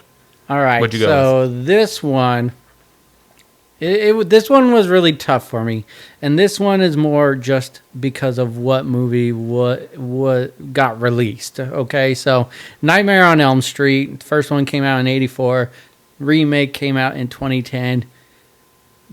I wasn't a huge fan of that 2010. There's been a lot of horror remakes that I thought were serviceable or really good. This one just didn't do for me. I thought it had good parts, but it wasn't as good as the original. Yeah, I didn't care for the pedophile kind of. What the fuck's the word I'm trying to think of? Like just that kind of arc that they kind of swung in the remake. But I did like the way Freddy Krueger looked in the remake. I did not like the way he looked. You didn't? I actually liked the more realism vibe to it that it looked more like. the actor was good for it. I did not like the look of it. Yeah. If I'm not mistaken, too, I want to say that actor lost out on the original role that Johnny Depp played in the original. Oh, really? And then he ended up coming back and was recast as Freddy Krueger in the remake. If I'm not Joke's mistaken, on you, Depp. I'll probably have to fact check myself on that. But that's pretty cool. But yeah, a little fun fact for you. Now that's come full circle. Yeah. All right, nice. Mine is the 2017 Mummy. Oh, with Tom Cruise? Tom Cruise. Yeah. I have not seen that one yet. It was pretty terrible. Yeah. It stopped the Universal monster films from being made. Yeah, exactly. Franchise. And I'm not going to say the OG because it wasn't the OG. The Brendan Fraser Mummy in and of itself was also a remake. Yeah. But it was a remake of like the old school monster movies, right? Like the Frankenstein, Bride of Frankenstein, Werewolf, Yeah. Mummy, like where it was like actually wrapped in stuff like that. Anyways, the Brendan Fraser Mummy though is fucking awesome. Yeah, the original is fucking fantastic. Emotep. It was just so good. So, and to have this one come out, and especially with like the hype behind it, with it being like this is gonna be the first of like this new monster universe, and then it just fucking flopped, and it was done. It was just poorly made, and there was a lot of drama behind the scenes on the making of this and all of it. It was just, It was very disappointing. So it was just like, God, I almost wish you just never would have touched it. Yeah. All right, so one that was a remake that you thought was better than the original. All right.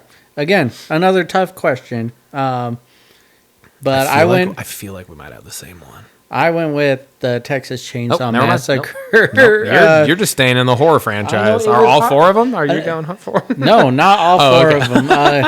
But when I was looking through these questions, like, because I had to like start looking at movies that had been remade, and I was like, I did the same thing. Yeah. Damn, I've really only watched horror remakes. And but Texas Chainsaw Massacre came out in '74. New one came out in 2003. Mm-hmm. I thought that one was way better. Maybe if I watched the other one again, it would kind of be better just because it's the OG. But at the time, I wasn't really into watching older movies, so this one I thought was better. I think it was great. It scared me to death at the time. I was in high school, and it was a creepy ass movie, and I loved it. And I think it's better. Awesome. I would agree with that. I think that that remake is fucking great. Yeah. So, 100%. I would agree with you on that. Mine, I went with Gone in 60 Seconds. Oh, that is a good one. Yeah, the Nick Cage that fucking movie is so fucking awesome. It was so well done. It was great, I thought and it might just partly be like that's the one that I kind of grew up with, and the original was like so old to me that it just didn't hit the same. Yeah, maybe. But yeah, I definitely like the remake better. Yeah, for sure. All right. We now have a movie that has not been remade, and I want to clarify this because there are certain movies that have like sequels. Yeah, you know what I mean, and stuff that are like sequels with different casts or whatever. But the actual core of the original movie has never been remade. But that you wish would be. All right. Mine is Spawn. Oh, yeah.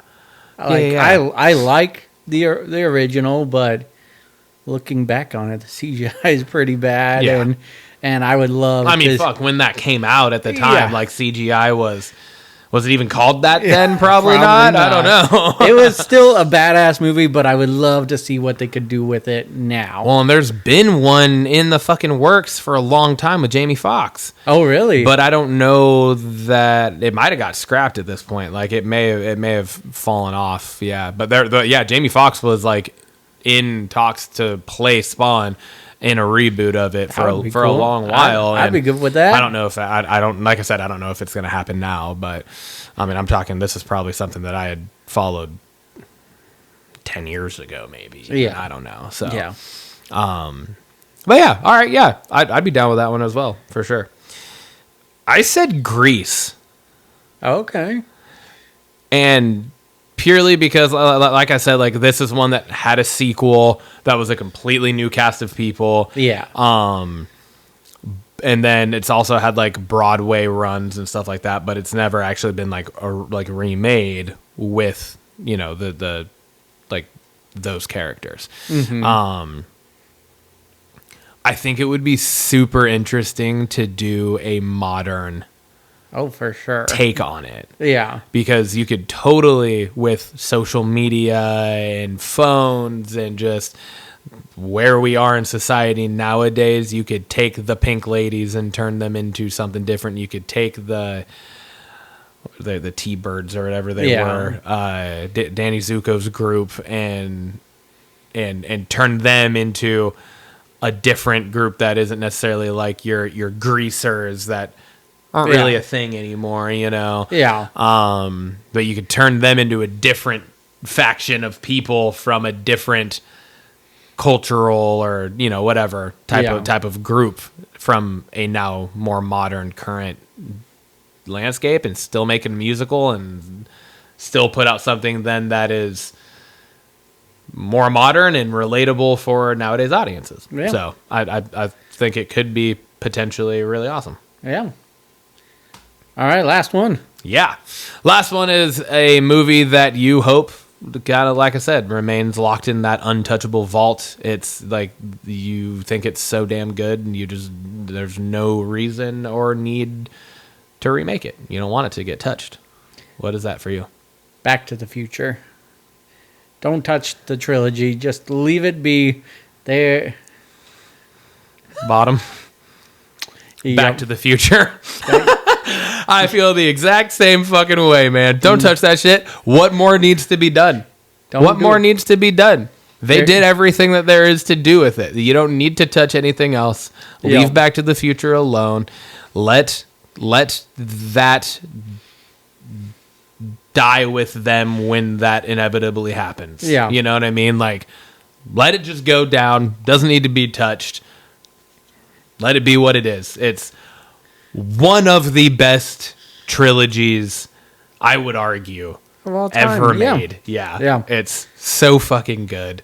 I don't think you could replicate any of that anyways. Just between Michael J. Fox, Christopher Lloyd. I don't... It's the perfect combo, and I don't think that could be replicated, and I don't want it to be replicated. So same. I have seen like fan casts for certain things of like if they were to reboot and having Tom Holland play Marty McFly. And I was like, yeah, that would probably be awesome. Don't fucking do it. don't do it. Don't fucking do it. Don't do it. Don't care. Don't fucking do it. I feel like this could go for all comedy movies, because every movie I was thinking about was like, oh, that's a comedy. Oh, that's like The Mask. Don't redo that one. And I was just thinking of. I mean, they already had put out like a sequel to it that flopped so hard with what Seth Meyers, I think, was Jamie Kennedy. Jamie Kennedy. Yeah. That's right. I get those two confused a lot. But yeah, Jamie Kennedy. Yeah, and it was fucking terrible. Yeah, it's like, yeah, you don't need to. The only thing I want to see from The Mask is if Jim Carrey wants to do a sequel to it. Absolutely. I put that as a note. Just speaking I would be of Jim Carrey for sequels, a sequel. I saw that he was asked in an interview like of his, you know, beloved characters that he has played, which one would he be like if he could pick one to reprise, what would it be? Like which one would he want to do? And he said The Grinch, but under one circumstance, and it would be if they could figure out how to do it CGI'd so he wouldn't have to do the full makeup. Okay. Because he said that he was like, I could hardly breathe in that. And he said it was extremely excruciating. It was hours and hours and hours of makeup every day to do the shoots. And he said that the entire time what got him through it was that was cigarettes and the thought of this is for the kids. This is for the kids. This is for the kids. But I was like, fuck, if they could figure that out, I would be down to see him reprise that role too. See a continuance of that. That'd be awesome. Yeah. But anyways, that little off track there. But another, since you threw out a second, last thing, another one of mine that I almost put on here was Patch Adams, because that's like one of my favorite movies of all times. I think most Robin Williams movies could just be left alone. I don't think we need remakes of Dead Poet Society, of fucking Good Will Hunting, Flubber, Miss Doubtfire, Jack, yeah. Like I said, Patch Adams, most of any of those movies. Let them be. Yeah. They are what they are with Robin Williams, and they are fucking gold with Robin Williams. And there's nobody that could replicate anything that Robin Williams did. No. So, ask Will Smith. He fucking tried. His rendition of the genie. You know what would be a fun modern twist? One would be Ready to Rumble. That would be fucking dope. Just have newer wrestlers. That would be dope. I think that would be fun. Yeah, that would be sweet. Because you could do it.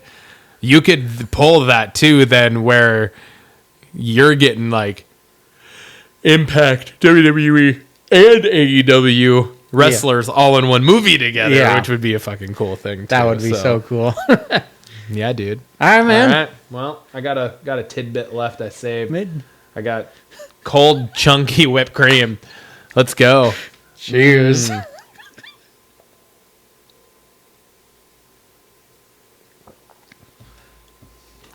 It's a fine line between whether or not that was curdled or just cold. I'm not sure. Probably going to find out in a couple hours if I wake up shitting my brains out.